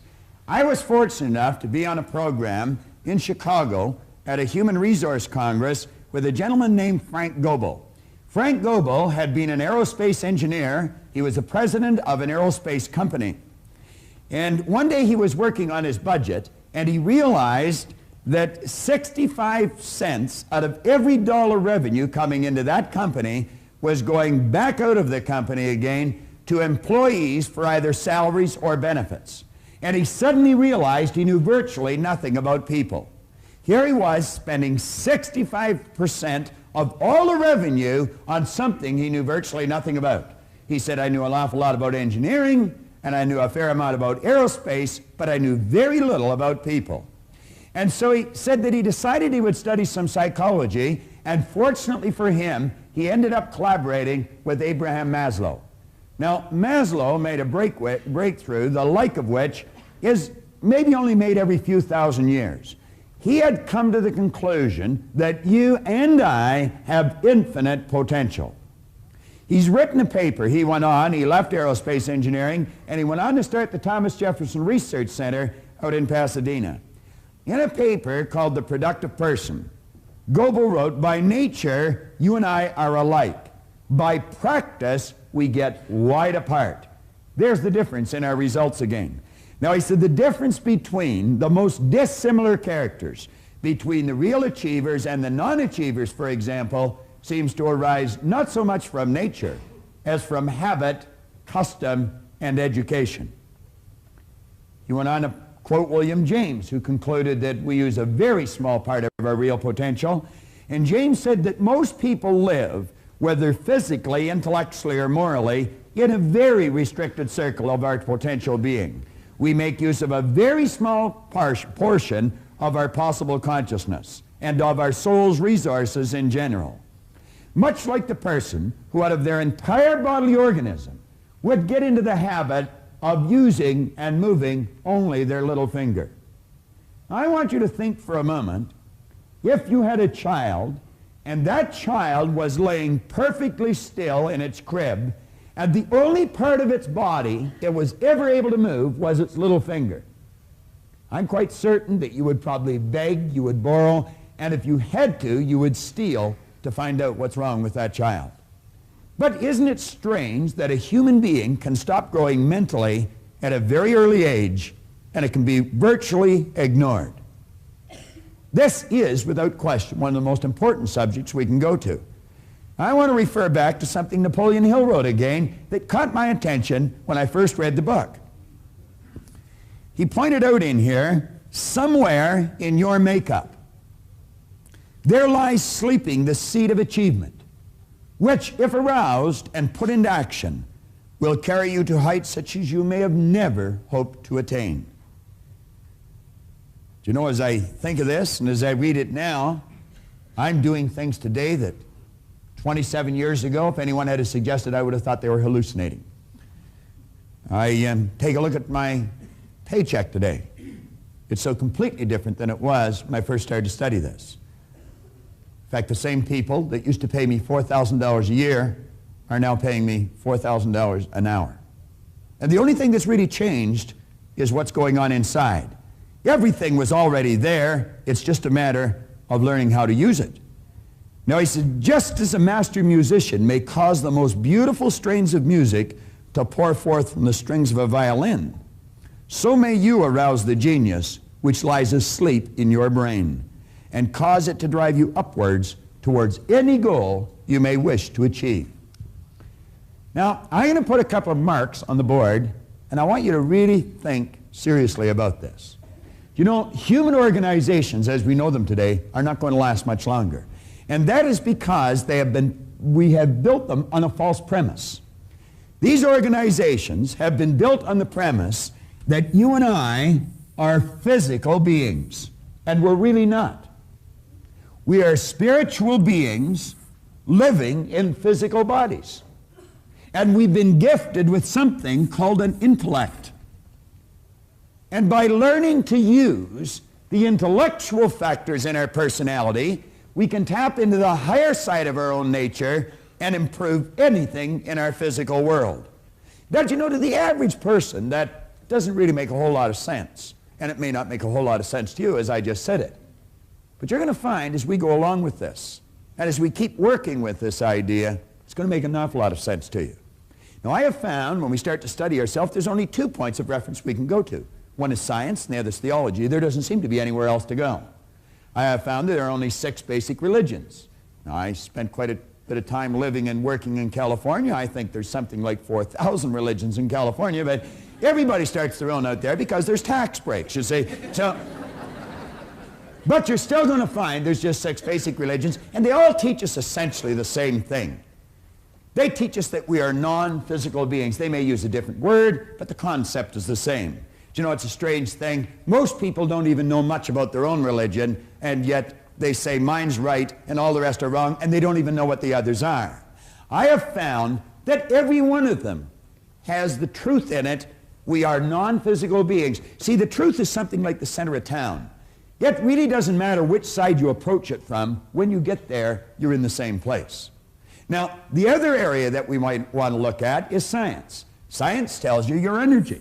As a matter of fact, a DuPont scientist many years ago said that the electrons and the atoms of your body contain a potential energy of more than 11 million kilowatt hours per pound. Do you know that there's enough potential energy locked up in that thing that you're sitting in that we call a body to light up this whole North American continent for nearly a week? And then you'll hear people say, I haven't got any energy. What a ridiculous statement. That's all we are, is a mass of energy. Do you know this thing you're living in vibrates? It glows. As a matter of fact, there is an aura of energy around your body. That is the cells leaving your body. Your body changes at the rate of about 50,000 cells per second. And as the cells leave the body, new ones are created. And you know you can photograph the energy leaving the body. Semyon Kurlian, way back in the early 30s, perfected a form of photography where he could take and photograph mass, and the rays of energy coming from the body would penetrate the camera, penetrate the film, and you'd actually catch it on the film. And you'd photograph the density and the color of it. I would imagine you're very familiar with this, are you, honey? That's right. And you know, as the image in a person's mind changes, the vibration of their body changes, and the density and the color of this energy changes, and changes dramatically. Do you know you've even got a mental faculty where you can start to feel that energy coming from a person, and you can determine the mood they're in very, very quickly. You can virtually read what's going on inside an individual. Now, as we study this, we're going to find that this side and this side is actually all hooked up. Think of this for a second. You see sitting here on the lectern a glass of water. Now, let's stop and think about this for a moment. We call that glass. It's actually energy. Because of the speed it's vibrating at, we call it glass. We call this water. That's what it is. It's water. But it's actually energy too. As a matter of fact, the ring that's hitting it is energy, and the finger that the ring is on is energy. Everything's energy. Everything vibrates at a different speed. But stay with me here for a moment. What we're talking about here is energy. Now, while the energy is in the vibratory rate it's in that glass, we're going to call it water. And we call it water because it's vibrating at a physical or a corporeal state. If you were to add heat to that energy that we call water, you wouldn't call it water anymore. Then you would change the terminology that you would use. It'd be the same energy, but it would be moving faster and a higher speed of vibration. Then we would call it steam or vapor. And we would call the energy steam or vapor because it's not in a physical vibration. It's now moved into what we call an astral vibration. If we were to continue to add heat to that energy that we now call steam, you wouldn't call it steam any longer. You would call it air, ether, or gas. And that's because it's not in an astral vibration any longer. It's moved into now what we call an etheric vibration. But every level, it's the same energy. Now, as we take a look at this, we're going to let these lines represent levels of vibration, or, as we more commonly refer to them, as frequencies. And you know, each frequency is hooked up to the one above and the one below. There's no line of demarcation where one stops and the other starts. See, every frequency, it's like the colors of a rainbow. As they fit together, there's no place where one color stops and the other starts. They're all joined together. Now, you're never going to see that with something you call sight. Sight is a physical sensory factor. You have to go to one of your higher faculties, and you develop this through understanding. You start to understand. So you see, the part of us that we cannot see and the part we can see is all the same. This is just the flip side of the coin of this. Spirit always manifests through its polar opposite. We have the ability right here to tap in to this great power that I choose to refer to as spirit, and we can tap in with an intellect, and we can cause this power to literally move into form, into something we call an idea. That idea must literally move into something we refer to as results. You see, both science and theology clearly indicate nothing is created or destroyed. The only thing you can do is cause it to change. Now, this particular program is about prosperity. And when we think of prosperity, money plays a very large role. But of course, so do relationships, and so does the health of our body. But let's go back and think about money for a moment. Now, when you think about money, money is really an idea. You say, that's money. No, money is an idea. It's manifest on paper. Now, paper used to be wood. I remember when I was a little boy, I lived way up in Michipicoten Harbor. That's about 3 wigwams this side of the North Pole. It's a little north of King Garden, I think. But at any rate, when I lived up there, I'd watch them take these large logs out on flat cars on the railroad. And I remember people telling me that they were going to make paper out of it.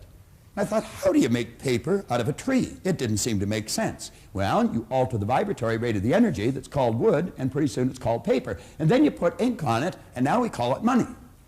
Now let's think about this money for a moment. If it can be neither created nor destroyed, it must already be here. If we can't destroy it, if heat will cause the energy that we call water to move into an etheric state, I would imagine heat would cause what we call money to move into an etheric state. And there it goes. Now where is it? You say it's gone. It's not gone. Still here. You see, you'll never see it on the level it's on now with your physical sensory factor sight. But if you use your intellect and develop understanding, you'll know that it's still here. What we want to do is cause it to move into form. Now that's just about as bizarre as anything you'll ever hear to some people's ears. But I'm going to tell you, it's just as true as anything you'll ever hear if you understand natural laws. And what I'm talking about is moving your mind into a higher vibration, developing a higher consciousness, and you can literally attract all the good that you want. You see, money is literally attracted to us, or it's repelled. Now, in the first 27 years of my life, I can assure you that I was not magnetized to that green energy. It used to stay away from me, and now it just keeps coming to me. What did he say in this book? Right in the start of it. He said, when money starts coming, it'll come so fast and so furious, it will literally make your head spin. Now, let's take these simple concepts that have deep meaning, and let's take this other board here and build a picture. One of our intellectual factors is imagination. Another one is reason. Now, with reason, we have the ability to think. John's going to be talking about that a little later on. With our imagination, we can tap into this infinite power and we can build beautiful pictures in our mind.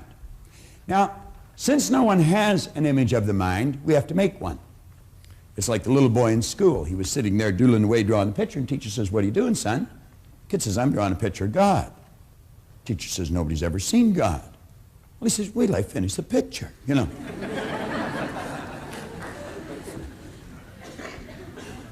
I heard about a gentleman that was running a seminar in Vancouver, British Columbia. I was living and working in Chicago at the time. I, at the time, was prepared to go anywhere to try and find out why I changed. And Vancouver was not too far to go from Chicago. I always sort of laugh when I hear a person say, "Oh, if you hold one of these seminars in the east end of the city, I'll come, but I don't want to drive across the city. I'd walk across the continent if I thought I could get something that would help me understand me better, because I know it's my understanding of me that's going to determine the results that I get in my life, in my happiness, in my health, or in the area of wealth." Well, I flew off out to Vancouver, and I had heard many speakers. I had read many books. I had a ton of information running around my head, but I couldn't get it to fit. And I couldn't get it to fit for the same reason that some of you have never been able to get it to fit. You have no picture in the brain cells of the mind. Do you know there's many psychiatrists that have problems with their patients because they're not giving them an image to work with when they're working with their mind? I have taught this idea to psychiatrists. I had a psychiatrist, Marty Cohen, out in Century City, California, tell me that he made more headway with a patient in 4 visits than he had previously made in 4 years. And the simple reason for it is he gave them order. He gave them a picture to start to work with. Well, as soon as this gentleman got up and started to speak, he was a great big gentleman by comparison to me. He and I looked like Laurel and Hardy when we worked together. But at any rate, the second he got up to speak, I knew this man knew what he was talking about. And I'm going to tell you, I listened carefully. I went over when he was finished and I asked him, I said, "Could I spend a couple of hours with you?" And I'll never forget him looking at his watch and telling me that he was sorry he didn't have a couple of hours. He had to go and catch a plane. Now, he said, "I'd love to spend some time with you," but he said, "I've got to catch a plane." And I said, "Well, I've got to catch a plane too. I don't mean right now." And I said, "Where are you going?" Or he said, "Where are you going?" And I said, "I'm going home." And he said, "Where do you live?" And I said, "Chicago." Well, he said, "What are you doing here?" I said, "Well, I come out to hear you speak." He said, "That's a long way." And I said, "Not for what I got." And so at any rate, I think he was impressed that I had traveled so far. He got his calendar out and I got mine out. And he told me he was going to be in Toronto in a couple of weeks. I said, "Well, Toronto's only an hour from Chicago. It's just up and down. I'll come over if you'll meet with me." Well, the two of us sat down in the Skyline Hotel. And I'm going to tell you, Leland Bell Van de Waal taught me as much in 2 hours. Well, I should say 2 days. No, it wasn't. It was 2 hours. We just spent a couple of days together. But everything fell into place in just a couple of hours. He taught me more in 2 hours than I had learned in 9 years, studying faithfully every day. And he proceeded to tell me, he said, "Listen, Bob," he said, "there's a difference between hearing and listening." He said, "You hear with your ears, you listen with your emotions." Now, he said, as you sit here, he said, your mind could take a trip, but your body would stay right in front of me. Now, he said, you'd hear every word I'm saying, But he said, you may not necessarily be listening. He said, if you're going to learn, you're going to have to listen. And you listen with your emotions. You've got to keep your mind with your body. No trips. Now, I said, if you do that, odds are pretty good you'll learn. And he says, there's a vast difference between learning and gathering information.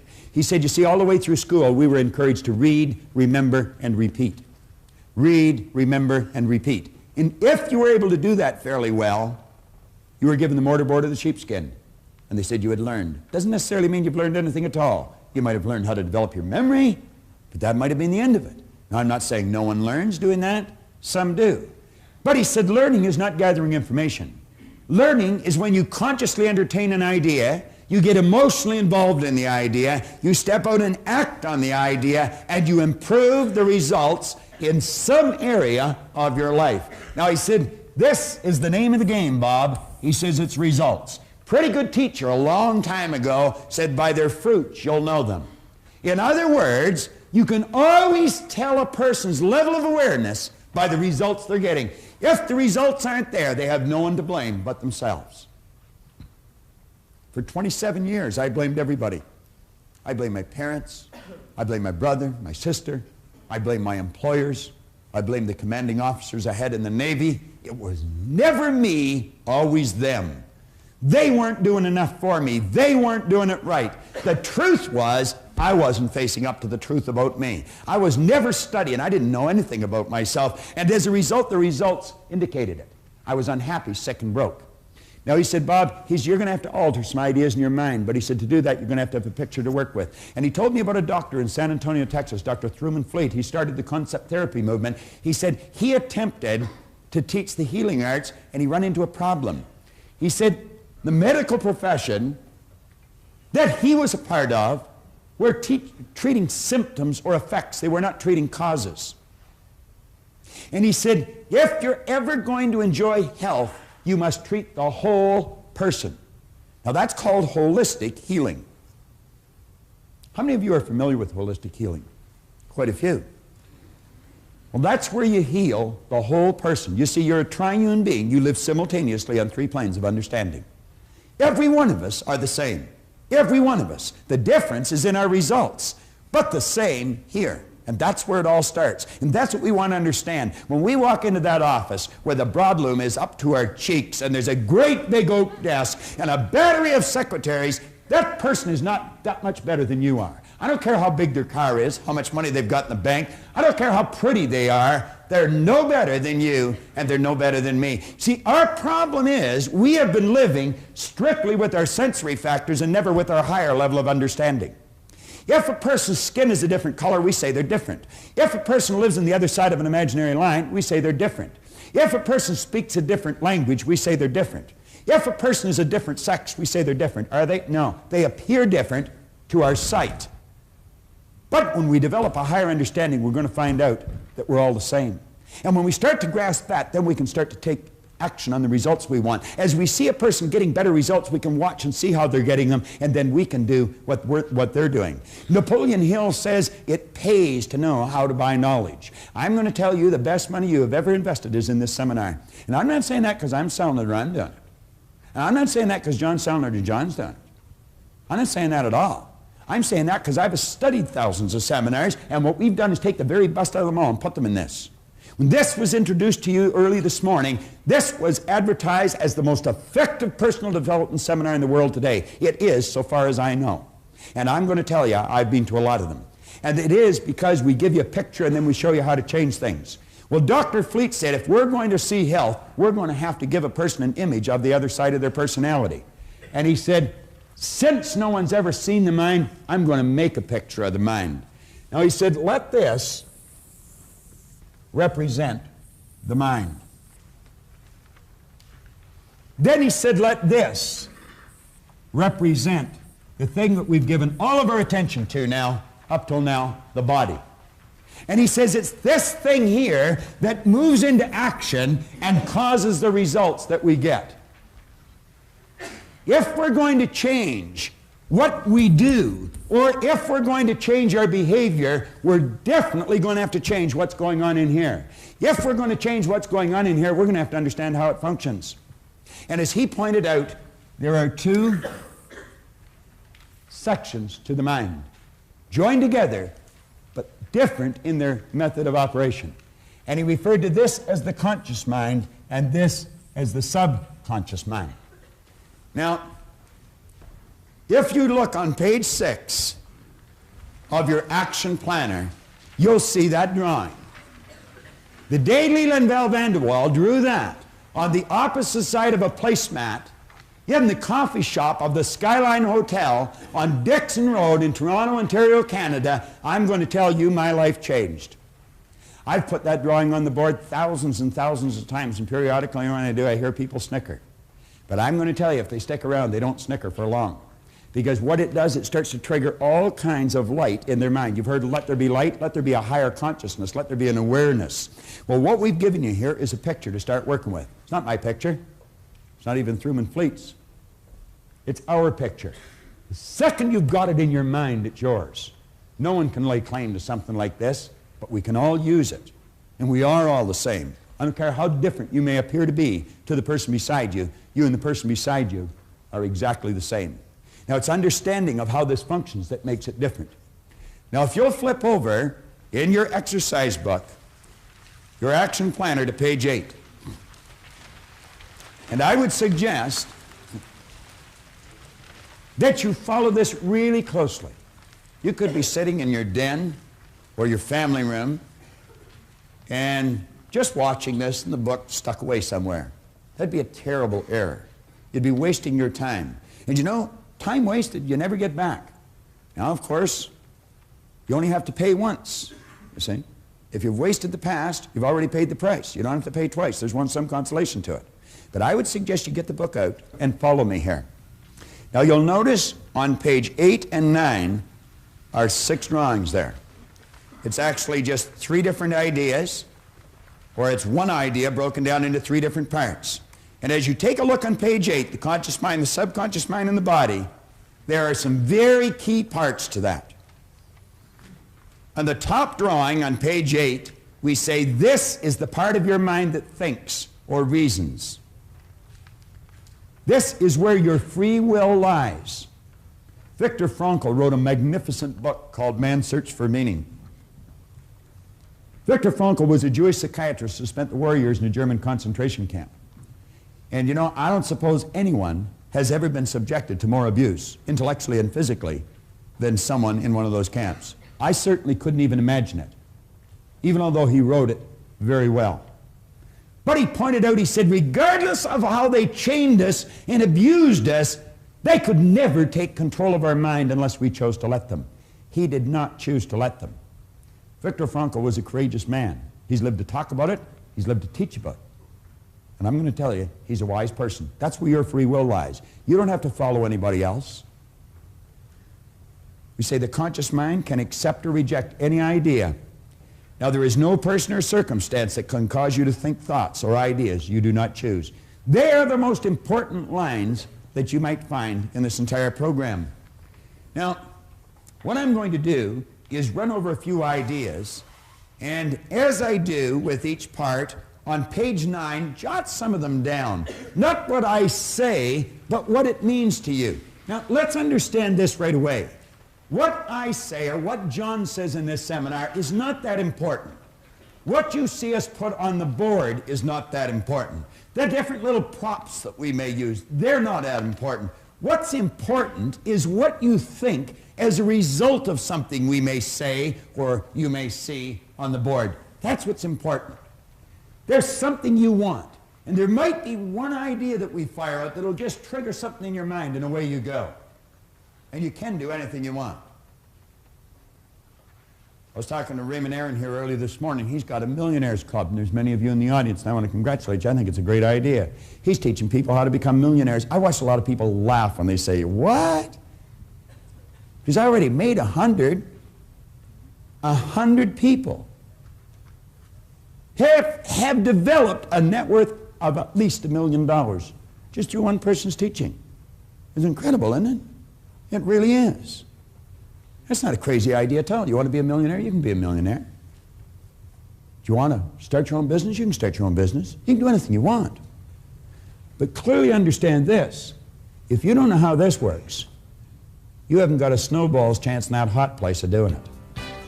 We're just about to the end of this first tape. There's been some very important material covered. It's vitally important that you go back and you read through this book. Possibly even watch the entire tape again before going on to the next tape. Read from page 5 to page 8. Cover your own notes and pay particular attention to page 8 before you go to the second tape. Please understand this. This program will be of little value if you have not established a goal, something you really want, that you're emotionally involved in, that you're working towards. Possibly to help you, before we go to the second tape, we'll take you on a little tour down through some tropical island. Holding on to the key, ready to unlock your destiny. Oh, rich, rich, rich.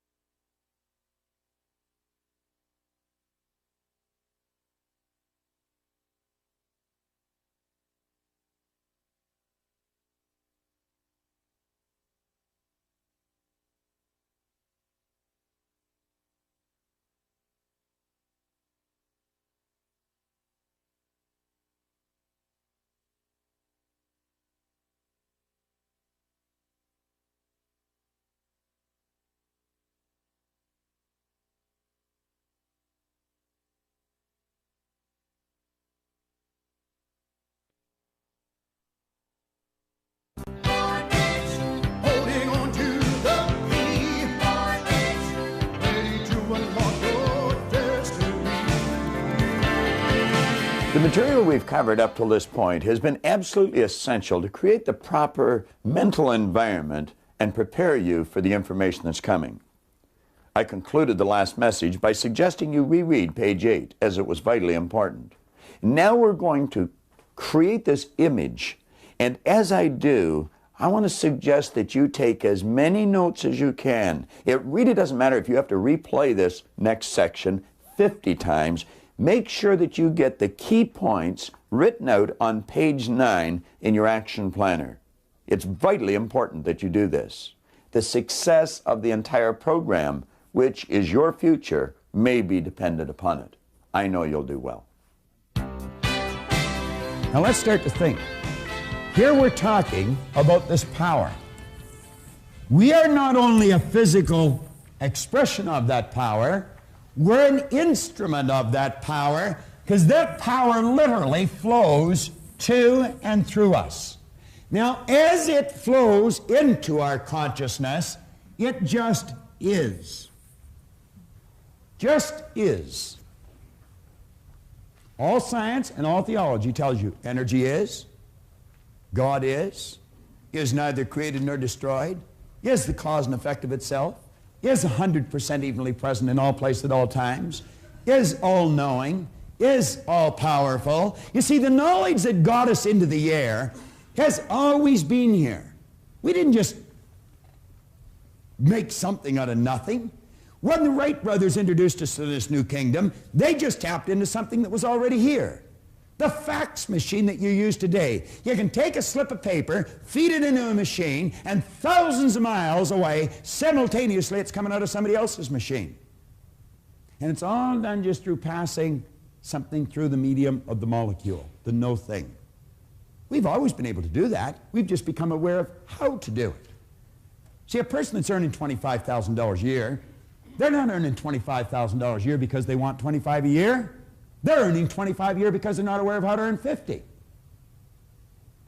Any person in this room can become financially independent. There's no trick to it. This afternoon we're going to talk about that a little bit. As this power flows in, it's neither negative or positive. Jan, I'm going to tell you there's nothing on the cover of that book. Am I right or wrong? I'm wrong. Do you want to stand up for a second, Jan? You want to get a nice shot of this lady. She's a pretty student. All right? I'm going to tell you they were never like this when I went to school. All right. Now, Jan, you're looking at the cover of this book. And I'm telling you there's nothing there, but in your mind, your eyes are telling you there is something there. Is that correct? That's correct. Let's let the camera have a shot of this. You see, there is print on the cover of this book. It says, Think and Grow Rich. And that's what Jan is looking at. And when I tell her there's nothing there, she is bound to tell me I'm wrong. Now, Jan, let's look at the other side of the book. I'm going to tell you there's nothing on the book. What do you say now? Now I'm right. You're right. Now I'm right. A minute ago I was wrong, and now I'm right. Thanks very much, Jan. All right? Now, what did we do here? We just turned the book around. Somebody say, well, that's a cute little trick you pulled on Jan, and if that's where we stopped it, that would be right. But John talked about laws earlier this morning. He was talking about the action-reaction being equal and opposite. As you sow, so shall you reap. Energy always returns to its source of origination. Well, you know, there's other laws. That's not the only law. There are 7 laws. Dr. Werner von Braun one time pointed out that the natural laws of this universe are so precise that you and I don't have any difficulty today building a spaceship. We can send a person to the moon, and we can literally time the landing with the precision of a fraction of a second. He also said these laws must have been set by someone. Now, the law that I'm referring to here is not the law of cause and effect or sowing and reaping. It's the law of polarity or the law of opposites. You see, Jan, there's a front to the book and there's a back to the book. There's a right and a left to the book. And what's right to me is left to you. There's a top and a bottom to the book. There's an inside and an outside to the book. And you couldn't have one without the other. If I started to slice the right side off this book, when I've taken the last slice for the right side off, I've also gotten rid of the left. You couldn't possibly have one without the other. Nothing complicated about that. Pretty simple idea, but not understood by many people. We use these 2 symbols to illustrate the law of opposites. And you know, as this power flows into us, we can make out of it anything we choose. You can sit there, this is the intellectual mind, activate your higher faculties. I'm not talking here about your sensory factors, I'm talking about your higher faculties. You can exercise them, and you can literally create the start of anything because you are creative. You are a creative being. Do you know it's these faculties that separate you from your pets? Archibald MacLeish had a character stand up in one of his plays. It's called The Secret of Freedom. He had this character stand up. It was a Pulitzer Prize-winning play, too. He had a character stand up and say, the only thing about a man that is a man is his mind. Everything else you can find in a pig or a horse.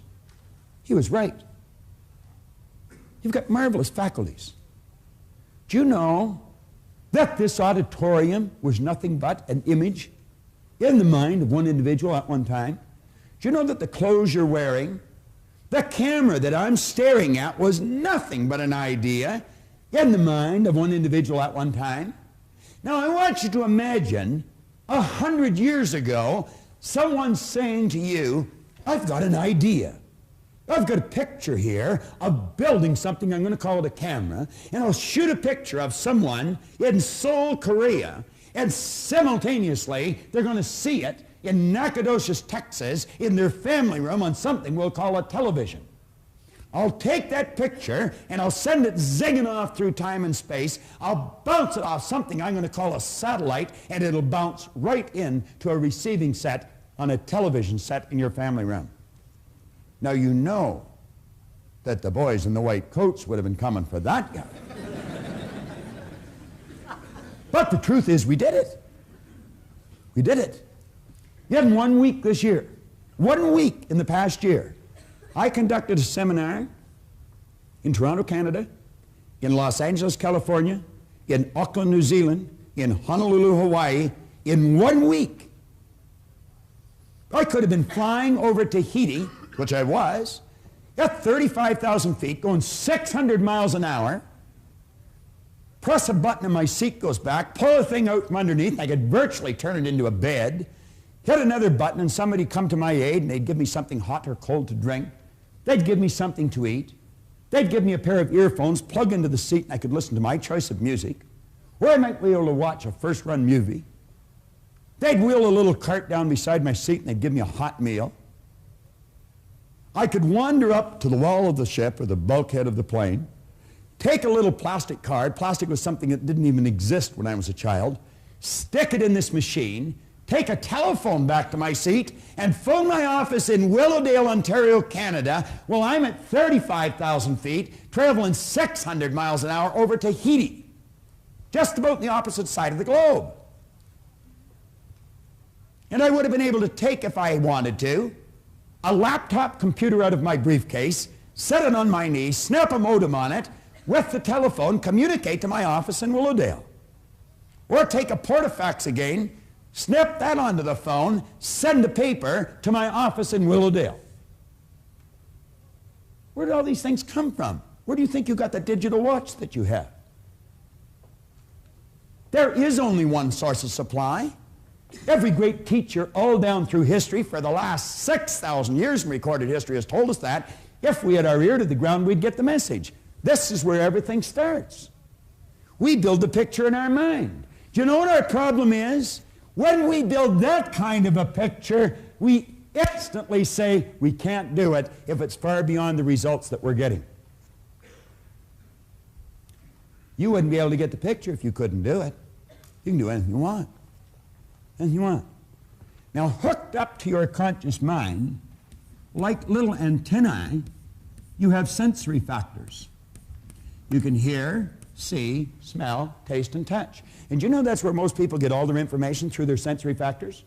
They watch a TV, read a newspaper, listen to the radio, overhear conversations, and you know what most people are doing? They're talking about why something can't be done. And we're listening to it. Do you know, for 26 years, that's the only way I got my direction. I just did whatever the other guys were doing. I remember when I was 17, they said, we're joining the Navy. Are you coming? Sure. I got 5 years. They didn't even like it. I'd never even seen a boat, let alone a ship. Why did I do it? Well, the other guys were doing it.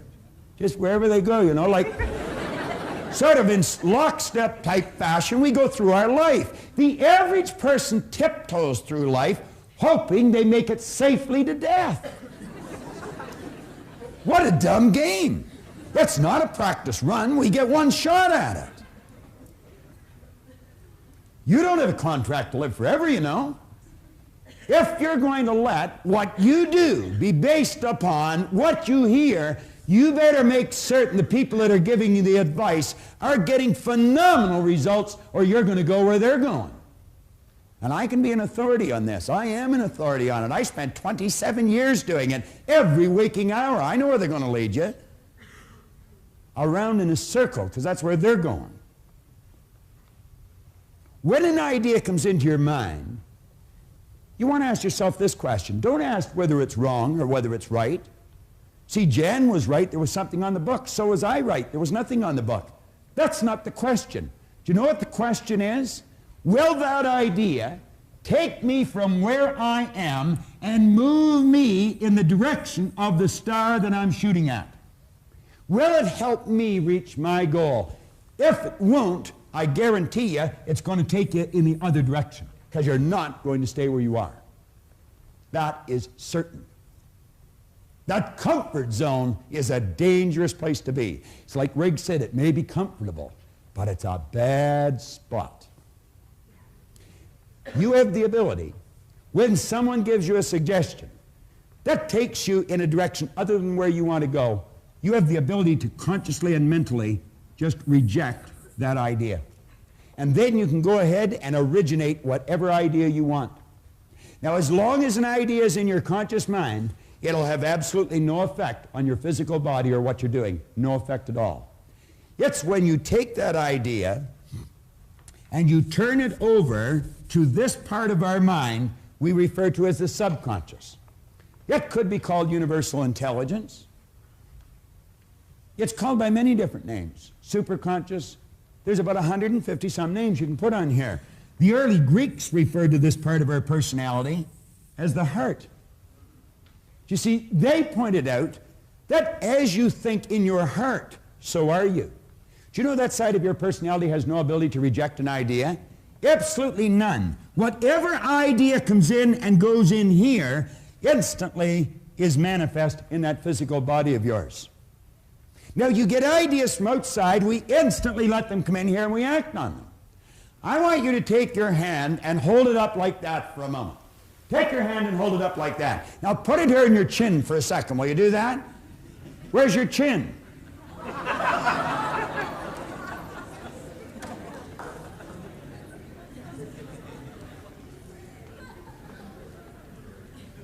Why did you put your hand here? Do you know why you put your hand there? Because I put my hand there. You said, well, that's what you said to do.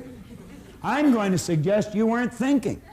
I'm going to suggest you just let that idea go right into your subconscious and you automatically acted on the idea. If I said, follow me, I'll show you how to win, are you just going to follow me? Where are you going to ask yourself? Does that person know what he's talking about? Does she know where she's going? Why would you go for someone for financial advice that's flat broke? That doesn't make any sense, does it? Why would you go to a sick doctor to find out how to get healthy? Do you want to know why we do it? We're in the habit of doing it. And you know what a habit is? A habit is something you do without giving it any conscious thought. And you know that most people live by habit. They don't think. Bell Vanderwall used to point out if most people said what they were thinking, they'd probably be speechless. The late and great Dr. McFarland from down in Kentucky said 2% of the people think, 3% of the people think they think, and he said 95% of the people would rather die than think. I was reading an article that was written on George Bernard Shaw. And the author was reporting that Shaw one time said the average person thinks 2 or 3 times a year. He said, I've gained an international reputation with myself thinking 2 or 3 times a week. I was driving over here this morning with Linda, my wife. We had a real interesting occasion this morning at the house. Colleen, my daughter, got up to have a shower and turned on the tap and took it right off in her hand. The water goes right across the rim. And of course, being the mechanically inclined person I am, I didn't even know how to shut it off. So we had a fountain going sideways in the bathroom. The only way Linda knew how to turn it off was shut all the water off in the house. This happened at 5:45 this morning. Needless to say, that was a nice way to start to wash your hair and have a shower and brush your teeth. So I thought, what'll I do?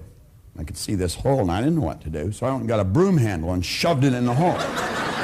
That's exactly what I did. But that didn't work. Well, now, if you wanted to see a comedy, you should have been in our house this morning. Here's Linda holding the tap on while Colleen's having a shower and having a terrible time trying to adjust the hot and cold. Then Colleen scurried away with her towels around her, and in I go. And I've got the water pouring on me, my hair full of soap, and it went ice cold. Linda said, hurry up, it's freezing. Then she said, it's burning me. Well, we finally got the soap off, and we got through the operation. And I understand there's a plumber over there doing what I'm not aware of how to do. And I have no intentions of learning either, I might tell you. But you know what she was saying on the way over? She said, well, we sure got creative early, didn't we? Then she said something interesting. She said, you know, there would be some people, that's the only time they ever originate a creative thought in their life, when they meet some kind of a catastrophe like that. And you know, that's true. That is the truth. That's the only time, when their back is right against the wall, that they'll think of something different. What's a different way to do what you do?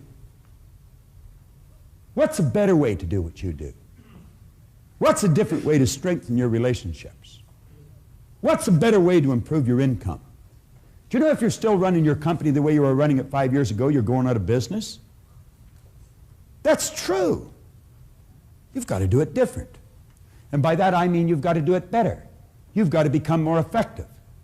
You see, we live in a fast-changing world. This isn't the 50s any longer. You've got to run to keep up today. And if you're not prepared to do it better, get out of the game, because you're really going to get hurt. But any one of us can. And I don't care what's happened in the past. You might have been losing right up to this moment, but there's no point from this moment on doing it. You see, I blew it until I was 26, but as Ray said to me, you've already paid for that. You don't have to pay twice. Start to think. And he says, if you choose an idea and you place it in here, instantly and automatically, you move this thing called a body, which is nothing but a mass of energy, into a new vibration. That causes it to act different. You see, the action is caused by the vibration. If you're entertaining a negative idea, and this is the emotional mind, by the way, and you let yourself get emotionally involved in the negative idea, you instantly move your body into a negative vibration. There can be no intelligent action come from a negative vibration, ever.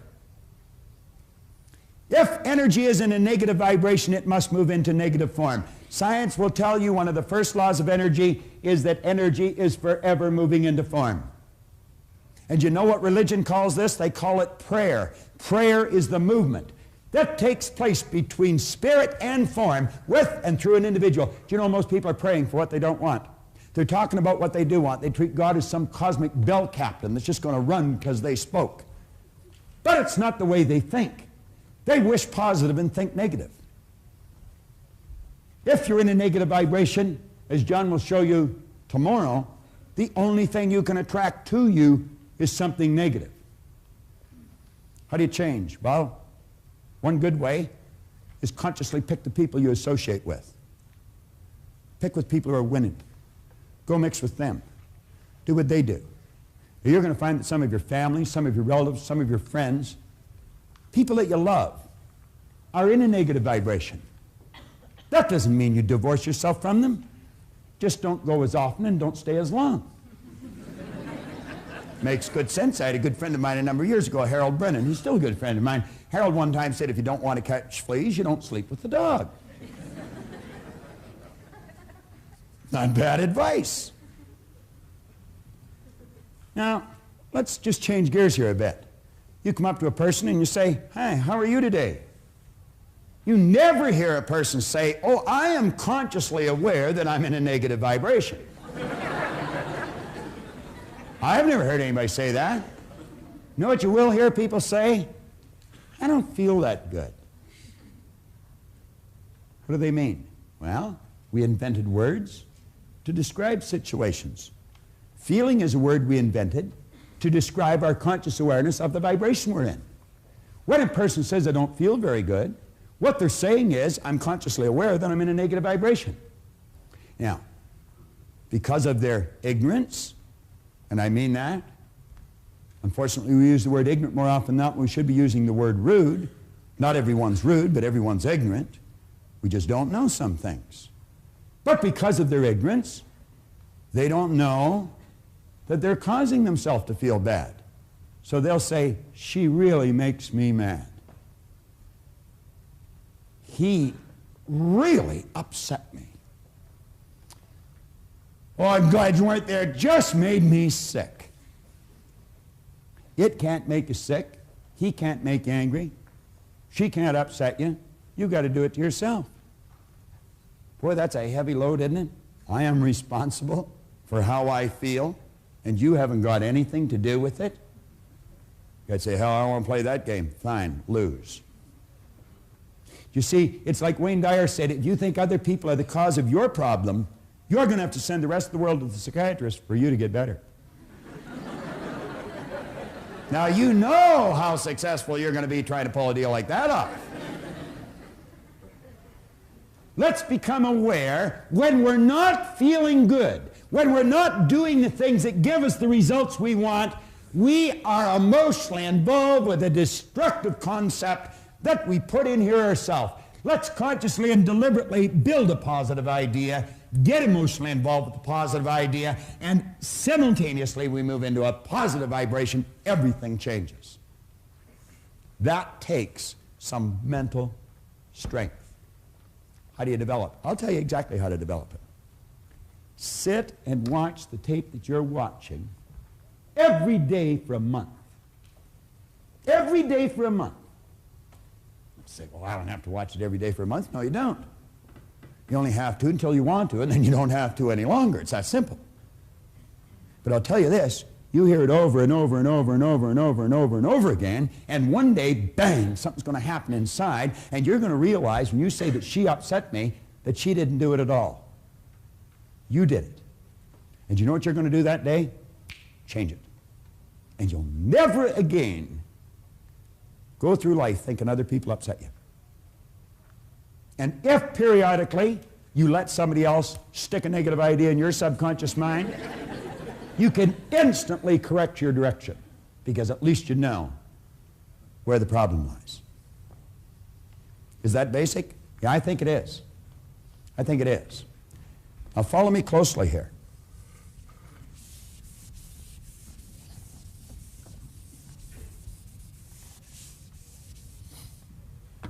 The ideas that you impress upon your subconscious mind over and over and over and over and over again ultimately become fixed in there. You see, what you're doing when you build these ideas that we're discussing now, what you're doing is building brain cells. Every time you think about that idea, you're giving those brain cells more strength. And in a relatively short period of time, Dr. Maxwell Maltz, the great author of the phenomenal bestseller, Psycho-Cybernetics, he pointed out that in approximately 21 days of doing this with an idea, that idea will become fixed in your mind. Then it's more commonly referred to as a habit. A habit is an idea that's fixed in our subconscious mind, requires absolutely no conscious thought any longer to cause us to act on it. Do you know you drive your car through ideas that are fixed in your mind? When you first started to drive, you were all hands and legs. Every bit of conscious attention was on what you're doing. Same as when you first learned to get dressed. You ever watch a little child trying to learn how to tie its shoe? Totally awkward. Now we get dressed without giving it any thought. We may think of what we're going to wear, but not how we're going to get it on. You very rarely see an adult trying to pull their pants on over their head, but it's not uncommon to watch a little child try and do that. You never see an adult trying to put their foot in the sleeve of their shirt, but it's not uncommon to see a little child trying to do that. But when the little child gets the ideas fixed in their mind, they never try and do that again, and they just automatically get dressed. If you would consciously observe some of the things you do in any given day, just consciously stop and watch your own behavior. Listen to your thoughts. You're going to find that many of the things you do are done through habit. See, when I was a little boy, my teachers used to say, "Bob, why are you doing that?" And I'd say, "I don't know." This is the intellectual mind. You can store a lot of information there. But this is the conditioned mind. You see, thousands and thousands of habits form something called conditioning. And I was automatically doing things I didn't want to do. I was doing something wrong. It was giving me results I didn't want. And they'd say, "Why are you doing that?" And I say, "I don't know." They say, "What do you mean you don't know?" "You know." I say, "I know." "Well, why are you doing it?" "I don't know." I remember I joined the Navy. My commanding officer would say, "Proctor, why are you doing that?" I'd say, "I don't know, sir." "What do you mean you don't know?" "You know." "I know." "Why are you doing it?" "I don't know." Then I got out of the Navy and I went to work, and the boss would say, "Bob, why are you doing that?" I'd say, "I don't know." He'd say, "What do you know? What do you mean? You know how to do better." "I know." "Why don't you do it?" "I don't know." Then I get married. My wife say, "Why are you doing that?" I say, "Never mind." It's amazing how bold you get at times. I got to hate the word why. I didn't know why I was doing things that I didn't want to do, giving me results I didn't want to get. I didn't know how my mind operated. I didn't know I had all those ideas fixed in there. And I'll tell you something else I didn't know. I didn't know how to change it. I did not know how to change it. Why did I have a poor attitude? Because I had so many negative ideas fixed in here. And you see, it's what's in here that controls the vibration. And conscious awareness of the vibration is called feeling. And I never felt very good. Sometimes I felt lower than others. You'll see people that are totally depressed. You know what depression is? Depression is anger turned inwards. They get angry at someone else and they suppress it. They pack it into their subconscious until it all becomes fixed. And they stay in a terrible vibration. Why do you think people get ill? Do you think dis-ease is a normal vibration for a body to be in? Not at all. Ignorance is the cause of dis-ease. We're told to know the truth would set us free. There's only one thing to be set free from, my friend, and that's ignorance. Now, I want you to stop and think of just how you behave. I want you to stop and think of some of the things that you could do that would improve the quality of your life just like that. Every one of us know how to do things better than we're doing. Our problem has been we don't know why we're not doing them. See, you know that when you leave home, if you go over and say, "You know, honey, I really love you," and give them a little hug and kiss, you feel better when you leave. You also know when you go out and slam the door that you feel bad for a long time after, and so do the people that you slammed the door on. We know, but sometimes we still slam the door. Do you know if that's the only thing you changed? If that was the only habit you changed, the quality of that relationship would improve. I have watched salespeople multiply their effectiveness just by forming a habit of being like this at 9 a.m. in the morning. This is called personal contact, and it's the key to success. Some people are not in front of a prospect until noon. You'll never get up at the crack of noon and win. At least if you can, I'd like you to tell me about it. The rest of this program is built around that basic concept and this basic concept here. But understand this, you've got the mental faculties, you've certainly got the power. The power's always with you. It's always flowing to and through you. It's just a matter of learning how to direct it. And in learning how to direct it, happiness, health, and prosperity will manifest in your life, and they should, because that's your birthright. And there isn't one person in this room, one person in your life that is even that much better than you. We're all the same. The difference is in our results. Change your results by changing our mind. It's so basic and so simple. I want to suggest that you consciously make a decision to change one habit in your life. I'd like to introduce you to someone that I love dearly, my aunt, Marg Moyer. She was in the habit of letting other people think for her. What everybody else wanted to do, I would do. You know, you wouldn't start an argument or you know, hurt anybody's feelings. And you waited on people continually. Marg changed one habit, and she literally changed her life. I'll tell you one thing, she's a force to be reckoned with today. A nicer person, too. Well, if you were to tell me something and I didn't agree with you, I could tell you, no, I don't agree with that. No, I don't wait on anybody. I think anybody that comes to this home will know that, because once you're here once, after that you get your own coffee. You know, we started our own business, and we really worked. And we worked extremely hard, and the whole family worked, and now everybody reaps the benefits. I would never have had the inner security to start a business. Now you decide, what habit are you going to change? What have you been doing automatically, without any conscious thought? Pick one and make up your mind, like Marg, you're going to change. Marg not only brought a lot more of herself to the surface to enjoy, her whole family enjoy her more. You pick one habit and make a similar change in your life. Now John Canary is going to introduce you to your greatest power. Now I'm going to ask you to take a look at a picture. I'm going to bring a picture up close to you. First of all, I'm going to hold it up. Some of you have seen this before, but I'm going to ask you, some of you, to tell me, what is it you really see? Now, if I were to go over here to Paul and say, Paul, what is it you actually see when I ask you to take a look at this picture? What do you see, Paul? A skull. You see a skull. Andy, tell me, what were you able to see? A skull. You were able to see a skull.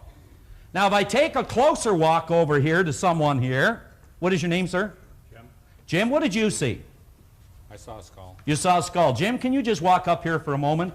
I just want to get you on camera here and get you to take a closer look at this. And just take a look and tell me, yes or no, is that a skull? No, it's not a skull. It's not a skull. As a matter of fact, Jim, is it a beautiful picture if you take a closer look? It's kind of a nice picture. Yeah, it's kind of a nice picture. Thanks a lot, Jim. I appreciate that. Now, you see, the closer that I get to you with this picture, you're going to start to see something completely different than what you thought you were looking at. You see, you instantly said, that's a skull. You remember this morning Robert talked about cells of recognition. And you were able to see this with your eyes. Your eyes picked it up and sent a transmission of energy to cells in your brain. Cells in your brain. Those cells were triggered or moved into a speed of vibration, a high amplitude of vibration, and flashed a picture on the screen of your mind. The picture you were able to describe is a skull. But you know something? That's not true. You know what I've got here, isn't that correct? Correct. Do you know what I've got here, Tammy? You see, some of us in here have exactly the same picture of what's in this skull. What it is a beautiful lady looking in a mirror. Now, there is no way, unless you get a close look at this, can you see a beautiful lady looking in a mirror. There is just no way that you can actually see it unless you get close. I want you to think about something, and it's extremely important. Do you know that some of us, since we were infants, have been doing certain things in a certain way because of a belief system we've fallen in love with, and we protect that belief system even in favor of the truth? Even in favor of the truth. There are people who will die for tradition even if it means learning the truth. On the very first page of this particular lesson, page 11, at the very top, it's referred to as your greatest power. Your greatest power. And I want you to follow through this particular lesson with me as I begin to work with it on the board a little bit. But at the very top, when you were an infant, and in the early years of your life, the ability to control what energy or ideas were entering your subconscious mind had not yet been developed. In other words, the age of reason, before the age of reason, before we ate of what is called that tree of knowledge. I'm talking about, you could say, our little life. Long before we were able to say yay or nay. Now there's a question I want you to ask yourself as I get into this. And the question goes like this. Who and or what is in control of my life? Who and or what is in control of my life? Now, George Bernard Shaw one time put it this way. He said, it seems that people are forever blaming their circumstance for who and what they are. I, he said, don't believe in circumstance. The people who get on in this world, who come up with the results, are the people who look for the circumstance they want, and if they can't find them, then they go back and they make them. Then they go back and they make them. So let's just maybe take a look at how we learn some of the things we've learned. First of all, let's understand that we are all a confluence of a genetic structure. You could say that our genetic structure makes up a lot of what we believe and a lot of what we are, but not near as important as our environment. I one time heard Earl Nightingale make a statement that went like this. He said, all kinds of studies have been made regarding motivation. What is it, he said, that motivates us to do the things we do, to achieve the things we achieve? And he said, while there's no pat answer to so large and complicated a question, he said, we believe that the overriding force that motivates people is due to choice of environment.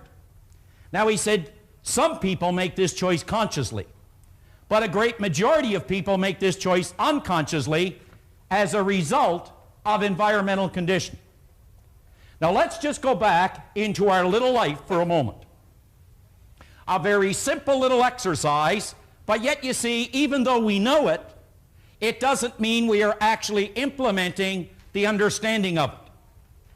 And you could say there is our outside world that has the predominant influence in the life of a child and what that child becomes.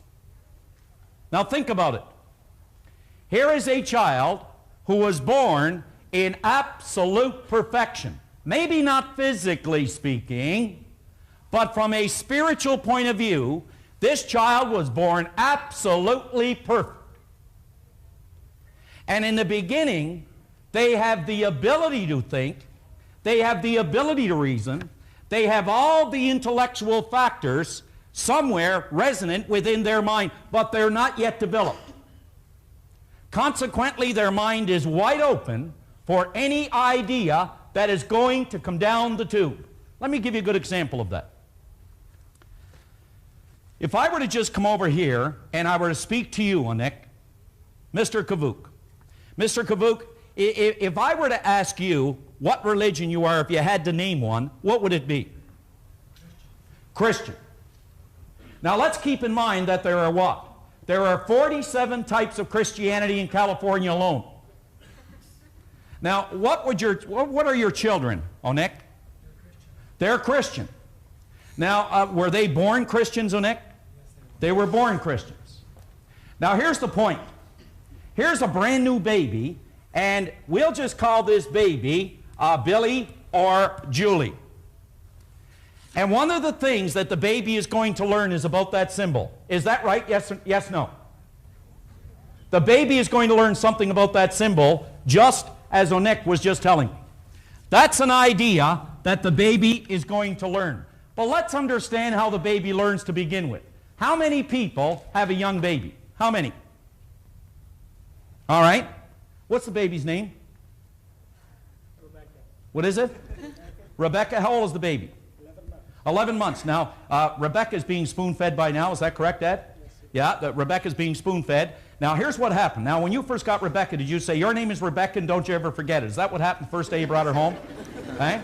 Now, isn't it true that if you notice Rebecca, that at a certain point in her life there, I don't know how many weeks it was, but there's a hand. She's looking at this hand she's holding up. And she's wondering, what is this? They start to examine this hand. They're wondering, what is that? It takes them a while to find out that it belongs to them because they take it and they bite it, and then they know it belongs to them. And they take the same thing with their foot, and they're wondering, where did this come from? Well, Bob mentioned this morning, I am not a physical instrument. I am and I have, and I live in. All right. Well, you see, Rebecca is a spiritual creature. And Rebecca, for the most part, is going to learn about Rebecca from the people by whom she is surrounded in her outside world. That's how Rebecca is going to learn. But do you know there's a certain point in Rebecca's life, and it could be now, could be later, but there's a day that Rebecca is going to go through some introspection, and this is what Rebecca is going to say silently in her heart of hearts. There's a little thing written by Adele Davis, and it goes like this. Who is this person called I? How many times maybe have you been blue? How many times have you been blue and maybe looked at a friend and said, hey gosh, I wish I were you? Or how many times have you attempted to change, say, your whole life's pattern and to rearrange? Rebecca doesn't know. She doesn't know why she feels the way she feels.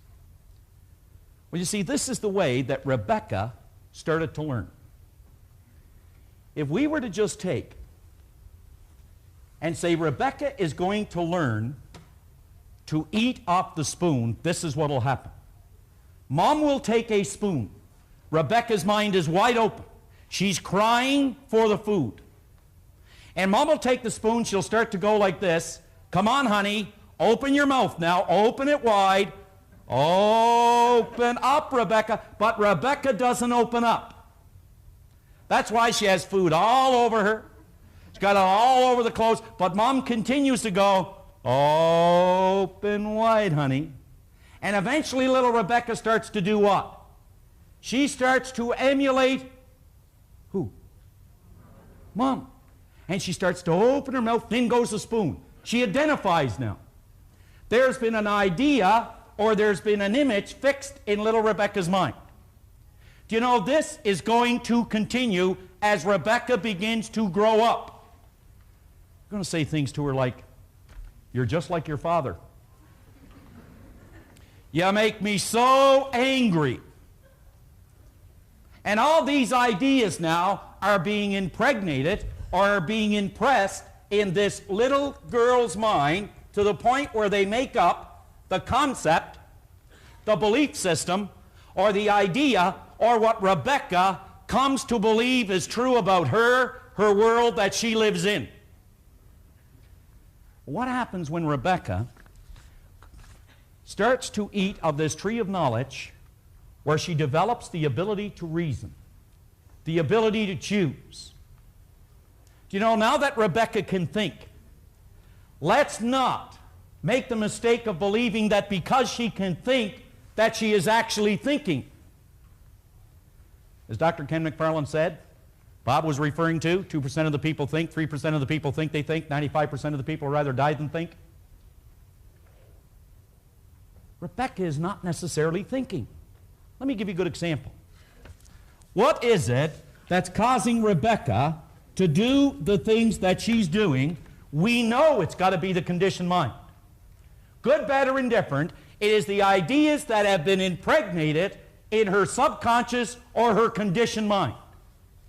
Let me give you a good example. One day Rebecca is going out and she's doing a little bit of shopping with Mom. And they get in this car and they start down the street.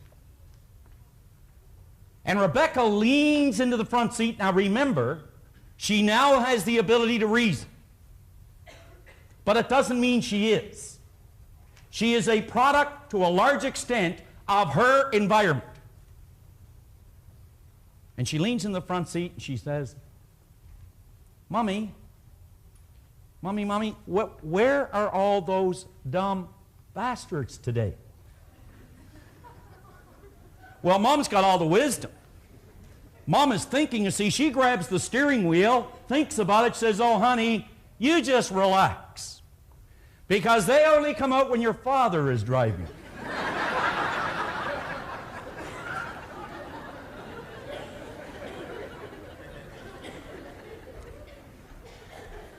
Was that little girl doing something wrong? Did she say anything wrong? Not in her mind.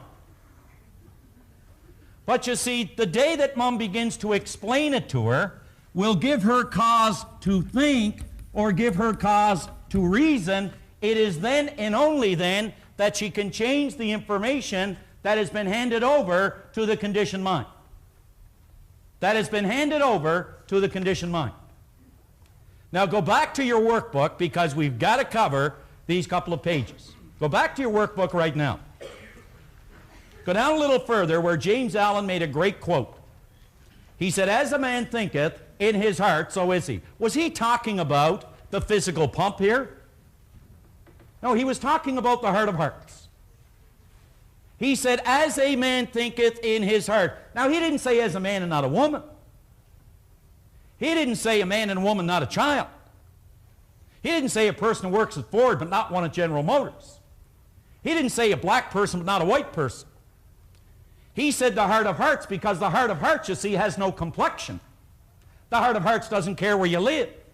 The heart of hearts doesn't care who you know. It doesn't care what you have. The heart of hearts states that any idea you turn over to me, like to Rebecca, if Rebecca was taught an idea that was not good for Rebecca, Rebecca will act out that idea, good, bad, or indifferent, because the idea states that as a person thinketh in their heart, so they will be in their action, in their results, in their life.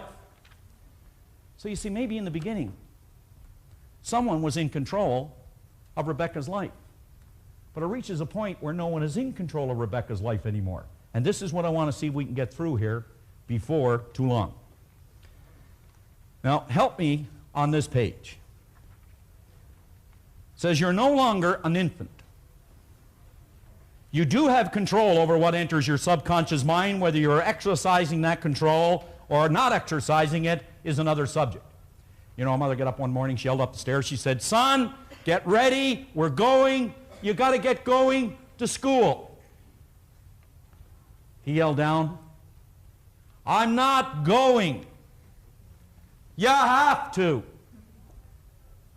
Give me 2 good reasons why I should. Well, she said, the first one is you're 40 and the second one is you're the principal. So we're no longer an infant. Go along here with me again if you will.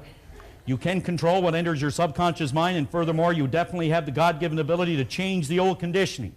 You know, I don't think there is anything greater that you can learn about you than that statement. You see, your present conditioning is your personal life, what you have, what you believe you are. It is your family life, and it is your business life. It is your income. It is everything about you. That is a reflection of your own conditioning. I remember one time I put on a particular tape by a guy named Earl Nightingale. And Nightingale said this. It was probably one of the better things I've ever heard. Nightingale said that your world and everything in it is a reflection of your own mental attitude toward yourself. This world that you live in, that you see, and everything you believe it to be, it is a reflection of your own mental attitude towards yourself. So here we have what is called the old conditioning. That's what we are today, regardless of where that might be. And here we are with a new idea. In other words, we are living with a belief system, as you see over there, and what we are attempting to do sometimes is to develop a new, constructive, or a bigger idea. Had someone mentioned to me today, well, I don't know how to do it. You know what? There isn't a soul alive that knows how to reach a goal until they reach it. There isn't one living soul alive that knows how to reach a goal until they reach it. And even a person who has can't tell a person who hasn't until they reach it. Only then will they know. But you know, there's some good news. Albert Einstein had something burned into the corner of his desk that he said was responsible for every great invention he ever brought about. And this is what he had burned into his desk. That all creation waits. Now think now. All creation, he said, all creation waits with eager longing for the revealing through the sons of man. That's you, and it's me, and it's those around you. In other words, the way to do anything you want to do, it's already here, but you've got to use something to work with it. You've got to use your ability to reason, your ability to choose, your ability to think. You've got to use it. And we're going to cover those two areas because you see you can reason two ways, and that's what we're going to touch on here. Now, go through with me then the last paragraph in this page. You can control what enters your subconscious mind, and furthermore, you definitely have the God-given ability to change the old conditioning. And by doing this, you can transform your life. Now that's what a behavioral scientist would say. Let's go over to the other side, to the philosopher, the theologian. What would they say? Let's go back to a guy by the name of Paul. He was a pretty bright guy. He used to walk along the shores of Galilee there, and he was picking up and learning as well. And he said something like this. He said that if you want to be transformed, he said, be not of this world. Now, he didn't mean to leave it. What he was pointing out is what you must do is be not of this world of conditions and circumstance. Be not of what already is. But he said, be transformed by the renewing of your mind, the renewing of your conditioning, the renewing of an idea. In other words, replace one idea with a new idea. All right. Would you turn the page, please? Just turn the page over to page 12. What is the purpose of the intellectual factors you see at the top of this page? It says your conscious mind has been endowed with intellectual factors. We know that. This little girl has been endowed with intellectual factors. But in the beginning, they were not able to guard or to protect her against all the information she was getting. You know that Rebecca, you wouldn't do a thing on earth to harm Rebecca. Isn't that true, Dad? There isn't anything you'd ever do to harm Rebecca. But you know, Dad doesn't know everything there is to know about living. And Rebecca's going to be exposed to so many things. Let me give you an example of how Rebecca starts to use what are called her intellectual factors just quickly. Now you could bounce over here, and this is Rebecca now at the age of reason. And Rebecca goes to school. And as she's in there with all the other kids in school, the teacher takes and she puts something on the board for all the kids. And this is what it is. C-A-T. Rebecca does not know what that means. She may have a cat at home, but she doesn't know what it is in a word form. The teacher knows they have sensory factors. Rebecca can see that. She can see cat sends a transmission of energy to cells in her brain. They increase in amplitude of vibration, but there is no picture other than a blank one. So the teacher has to build some cells of recognition. She's going to start to use now her intellectual factors, and this is how she'll do it. She'll say, now class, that's C-A-T.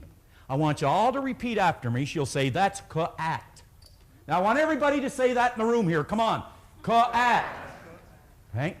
Now I want you to say ca-at, and I want you to say it a little bit faster. Come on. Ca-at, cat, cat, cat, cat, cat. And a picture jumps into little Rebecca's mind, a beautiful little Fluffy at home.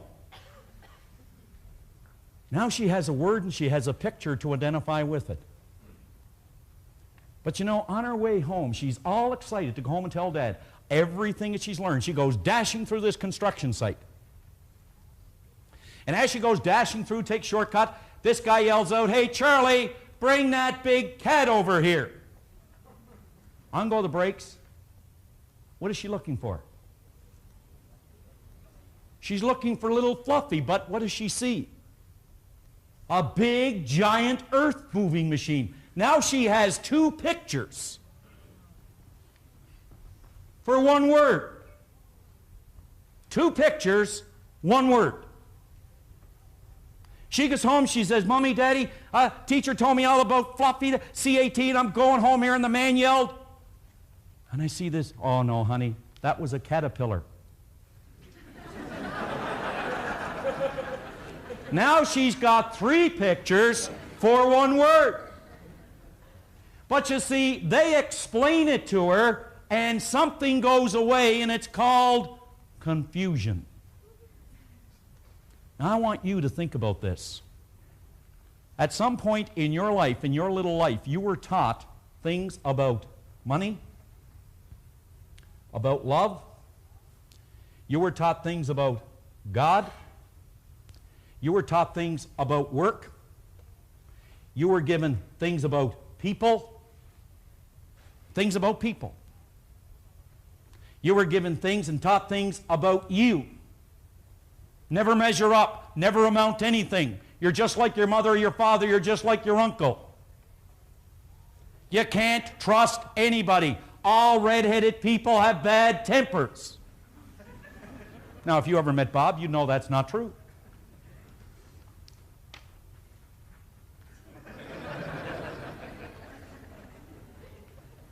So you see, we have all been taught these things as we started to grow in our life. And now we get to a point in our life where we start thinking about, what is it I want to do? I was talking to Paul a little earlier now. He goes to university here. Why is Paul going to university? Has Paul really decided on something Paul wants to accomplish? Because you see, now we're at a point where we start to think about what we want to do, but sometimes our conditioning gets in the way. Now this is very important. I mentioned we can reason two ways. What are they? We can reason inductively, and we can reason deductively, and I want you all to say it with me. We can reason, and we can reason. You know, one of the reasons that we do not continue to think and try to look for new and better ways to do what we want to do, to be what we want to be, and to get to where we want to go? Because we don't do it long enough. I said something this morning that if you put a little bit in, you get a... But if you put a whole lot in, you get a... Now this is important on what I'm going to do here. Very important. when we start to use the idea that I'm just going to share with you here and just get through this workbook, I want you to think about this. There is a season to sow. There is a season to reap. But we don't do both in the same season. Now, at the count of 3, I'm going to ask you all to do it with me, that there's a season to sow, there's a season to reap, but you don't do both in the same season. Are you ready? Now, I want you all to do it with me. Come on. 1, 2, 3. There's a season to sow, there's a season to reap, but you don't do both in the same season. Sowing and reaping. There's something in the seminar that is very, very dear to me, and I know in every seminar that I make a strong point, and I emphasize this point. Of course, I emphasize it because of what it's meant to me. But I always mention that there's a season to sow, there's a season to reap, but we don't do both in the same season. I want to say that to people, you know, they seem to walk away at least with an intellectual understanding that, yeah, that's true. But somehow I don't feel that they actually take and they do it long enough. They don't sow long enough. The farmer understands it. They go out and they sow the seeds. After a period of time, they know that that's the one season, and then in the next season they go out and they reap it. And then, of course, by putting both of those together and doing them to the best of their ability, in other words, do the best you can to sow it, nourish it, preserve it, take care of it, look after it, you know that in the next season you're going to get a great crop. For me, the sowing was the 5 years that I spent at the seminars. There was no money. I had to pay my own way. And I understood that, of course. So I spent 5 years sowing it. And believe me, there was many, many times that I was checking to see whether or not there was anything growing. And you have a tendency to lose faith a lot. But I know now that when I speak to an individual about that, I can say it with conviction, I can say it with commitment. Because you see, I spent the season sowing. I, of course, have, as far as the season of reaping, it's been more reaping than there has been sowing. It just seems that it comes back tenfold. I remember an expression I've heard time and time again, where the laborers are very few, but the harvest is great. And I believe, again, that's a result of a person's ignorance, that they believe because they do something today, they should benefit tomorrow. We don't know when the season of reaping is, but we do know when the season of sowing is. And that's every living, breathing moment that we have an opportunity to provide a service or put the best into what we're doing. We know then that the result is guaranteed. That's what the law of compensation is based on. You take care of the sowing, something far greater. The universe will respond in like kind in perhaps another season. I don't know when that season might be, but I do know that it must respond in like kind, and you will reap what you sow. So that's been very important to me. We can reason, I said, two ways. We can reason inductively and we can reason deductively. Do you know the moment that you begin to entertain a new idea, if your conditioning is evaluating that idea, you may reject that idea only because of your old conditioning. But chances are even good that a person who has experienced a lot of good results in their life, when they're presented with a constructive idea, their conditioning will evaluate that idea as a good constructive idea to move on to another dimension in their life. Think about it this way. Inductively, we have the ability to gather what is called facts. I'm going to give you a good example. There was a man one time who took a $5 bar of iron. And with that $5 bar of iron, he started to really think, what can I do with it? Well, what have they done with it so far? Well, they use it as a paperweight. They use it to keep a door open.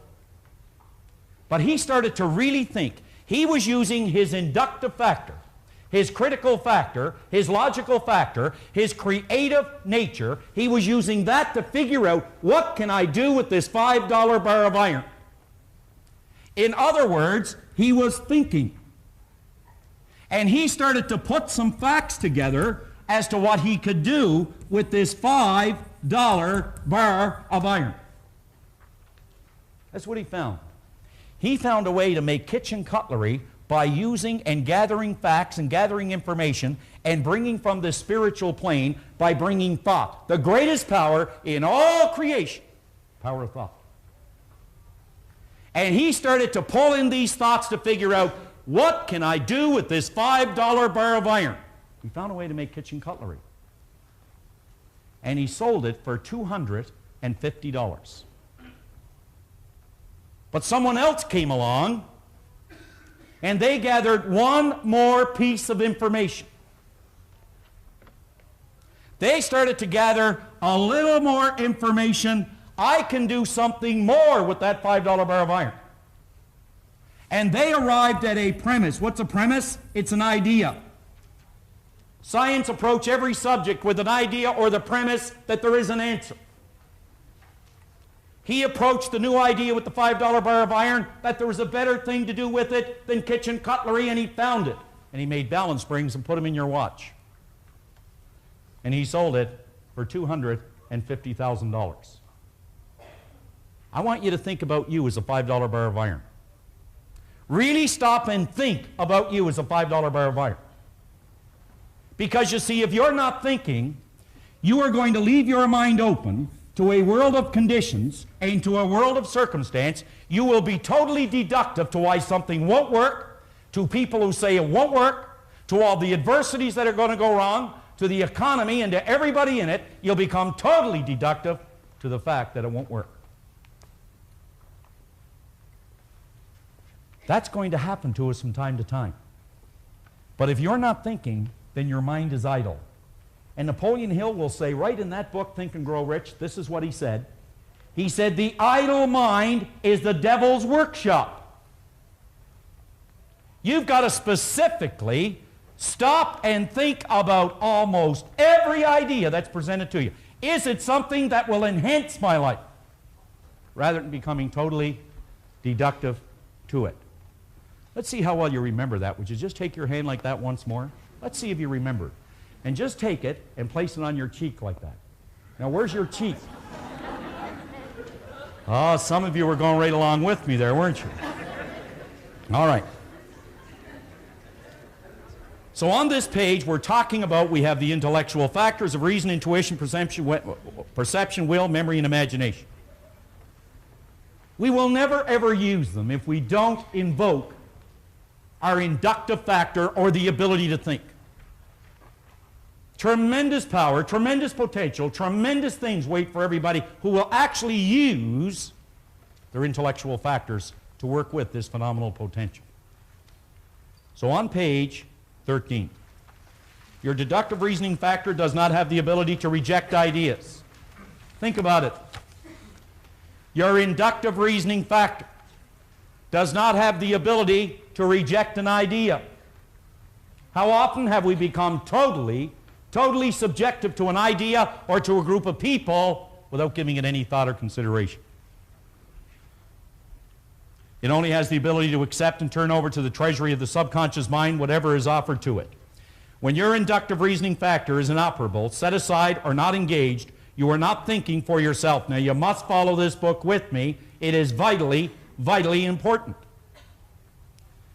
If you were in a very positive environment when your conscious mind was in a deductive state, you would automatically become the benefactor of that positive energy that you're surrounded by. It says, however, if your conscious mind was in a deductive state and you were in a negative environment, you would automatically become the benefactor of all the negative energy your senses come into contact with. It says your negative energy comes from many sources: people, papers, television, radio, even loved ones. It passes directly through your conscious mind and causes you to feel or vibrate in a like manner. Think about that. Napoleon Hill often talks about, he said, I want you to imagine, he said, that there's an energy constantly flowing to, with, and through you. And he said that this energy is flowing not only with, to, and through you, but also around you. And he said that energy is affecting people around you, just as their energy is affecting you and the people around them. and the people around them.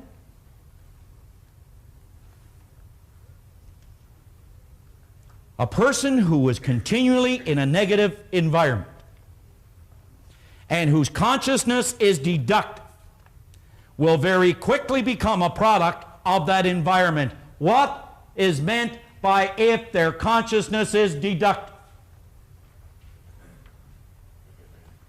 In other words, if your belief system lends itself to persisting no more than a day, and you are around people whose consciousness will not persist any more than a day, the chances of you ever changing that persistence and staying in that environment are not very good. Are not very good. Let's go to the next page.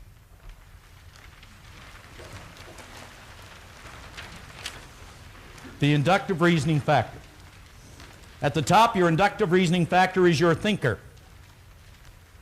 It is referred to in some circles as the critical or analytical factor. This is the part of your personality that actually separates you from all the rest of the animal kingdom, and it gives you dominion over your world. Do you remember something over there in Genesis 1:26? What did it say? You were given dominion over what?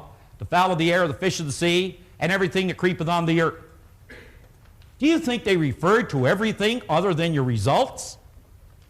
Did they mean, Dan, everything but your income?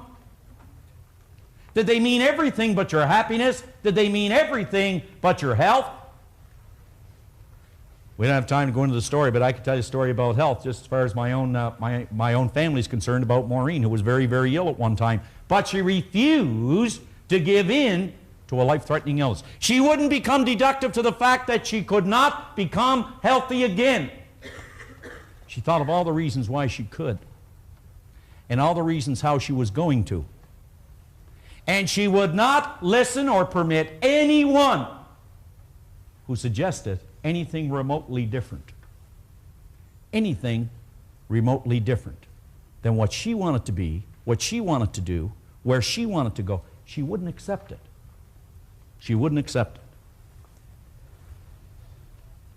This is the part of your personality that actually separates you from the rest of the animal kingdom and gives you dominion over. Properly developed and applied, your inductive reasoning factor will turn you on and turn you into an excellent channel for creative energy to flow through.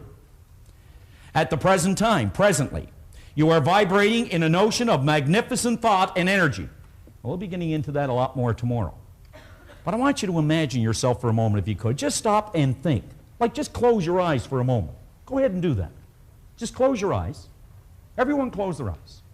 And just imagine yourself living in this ocean of motion. Just imagine it. Picture it. You see this tremendous, tremendous mind stuff. An intelligence, if you will. Just imagine it. You're plugging into it. Right now you're doing that. You're plugging into it. And you are drawing from it right now. As you stop and think, as you can see it, you are actually drawing from it. Pulling from it. Do you know that of all the good of this universe were poured over each person in this room, the only amount of that good that you can have is yours only by right of your consciousness. The only amount you can have is the amount you're able to understand. You can only have what is yours by right of consciousness. Let's continue in the book.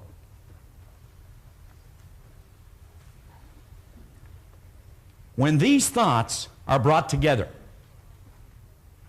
they build creative ideas that can change your old conditioning and literally build your world more beautiful than you previously could have imagined.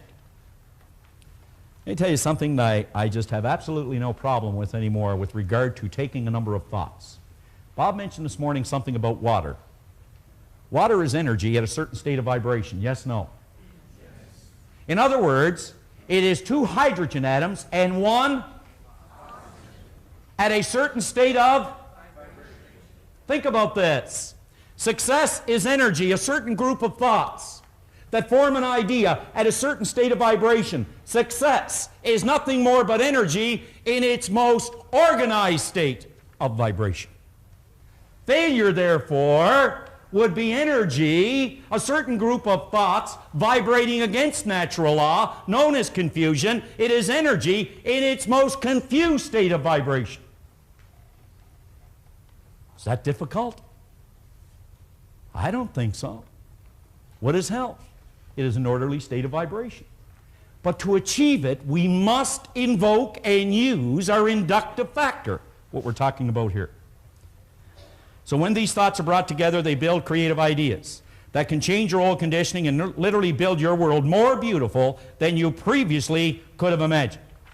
You must, however, properly plant these creative ideas in the treasury of your subconscious mind, the part of your mind that transforms every impression that enters in it into physical form.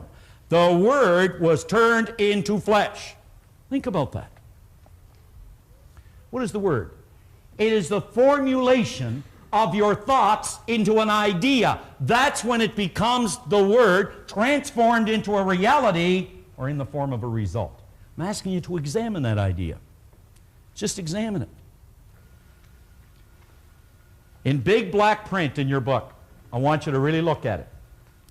Will this idea improve the quality of my life? How many people here, for some time now, have had a great desire on something they want to be, something they want to do, and something they want to have? How many people have actually desired something that you have not yet accomplished? Now, honestly, would you put your hands up? Hold them way up high there. Hold them way up high. Just keep them up there for a minute. Now let them down, and let me ask you this. With respect to this idea, isn't it true you have had ways on how you can achieve it? Yes, no? Isn't it true that ideas have come to your mind on things that you should do, but you've rejected them because of why? Say it louder. Fear. Or is it old conditioning? Does the old conditioning tell you why you can't do it? Does it act as a reminder as to what went wrong the last time? Isn't it true that the last time someone told you, hey, you shouldn't do this, you failed, so you should listen to the next person again? So we've got to start using, not our old conditioning, not being deductive, we've got to start to use what? Inductive reasoning. What is inductive reasoning? Tell me. Is it just thinking or thinking about? Yeah, remember, now we're not talking about just mental gymnastics here. We're talking about working with the power of thought. Thinking is working with the power of thought. I don't know how many people are familiar with a place called Glace Bay, Nova Scotia. Well, that's where I come from, Glace Bay, Nova Scotia. It's not the end of the earth, but you can see it from there. And it's a little coal mining town. No, this is really a different place there. It's a little coal mining town just down Nova Scotia there. Quite a place. And I can remember my dad coming home there every day, and he had this big light on the top of a big hat to protect his head because he worked out under the sea in the coal mines. And he'd have all these old clothes on, and they'd be all dirty and black, and he just looked awful. And he'd come home and home and home and home and home and home. And a lot of people here know my dad pretty well. He used to say, it's all you got to do is work hard, and it's all you got to do is be honest, and you're going to win. Now that's only partly true.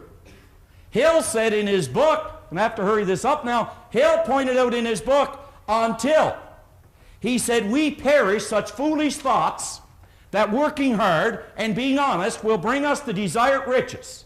He said we'll never change the result until we learn that we must invoke, implement, become aware of. He said this power of thought, and it's only reached, he said, through the inductive factor or through the ability to think. That's what thinking is. It is working with the power of thought to improve the conditions that you presently have and not allowing yourself to become deductive to all the reasons why it can't. So let me kind of bring this in for a landing then at the bottom here.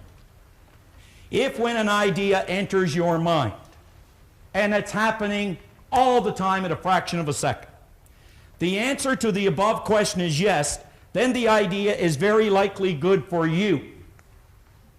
Will the ideas that you have held, that enter your mind from time to time on how you can achieve a desire,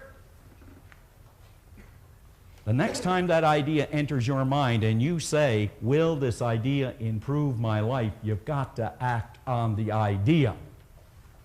There's a gentleman I talked to at lunch down here. I hope you're listening. Hope you're listening. Over on page 15, quick exercise. John Canary made reference to page 15 and 16 in your action planner. They're vitally important pages. It's absolutely essential that you answer these questions, go over them, and really think. What we're doing is looking at where we are in our life right now financially. Let me touch on a couple of the questions. In your present position, how much money do you earn? How much have you earned up to this point in your life? If you converted everything you owned into cash and paid any outstanding debts, how much money would you have? Now, there's a couple of questions here that frequently raise questions in our seminar. Do you think any person is worth $1 million a year or more? And there's another one by George Bernard Shaw, and we're using this within the context of earning money, where he said it is a sin to be poor. Do you agree with Shaw's statements? Now, consider this for a moment. If money is a reward we receive for service rendered, and we render a lot of service, it would necessarily follow that we would be worth a lot of money. And if we keep in mind that money is a servant and you're the master, and that you can extend the service that you render far beyond your own physical presence if you have enough money, I think we will realize what George Bernard Shaw said was accurate. It is a sin to be poor. If we haven't got much money, we're just not rendering much service. And I think the greatest is the servant. Answer those questions accurately. And realize this, if it doesn't look too good, that's not bad. At least you know where you're at. And as we get into the next part of this program, we can show you then how to get to where you want to go. Remember, I pointed out it's absolutely essential that you have a goal if you're going to get the best out of this program. And at the end of the first cassette that you had, we give you a suggestion of possibly a trip to one of these paradise islands. How about a new automobile? Would you like a new automobile? If you could have any kind of car you wanted, what would you have? Pass the torch.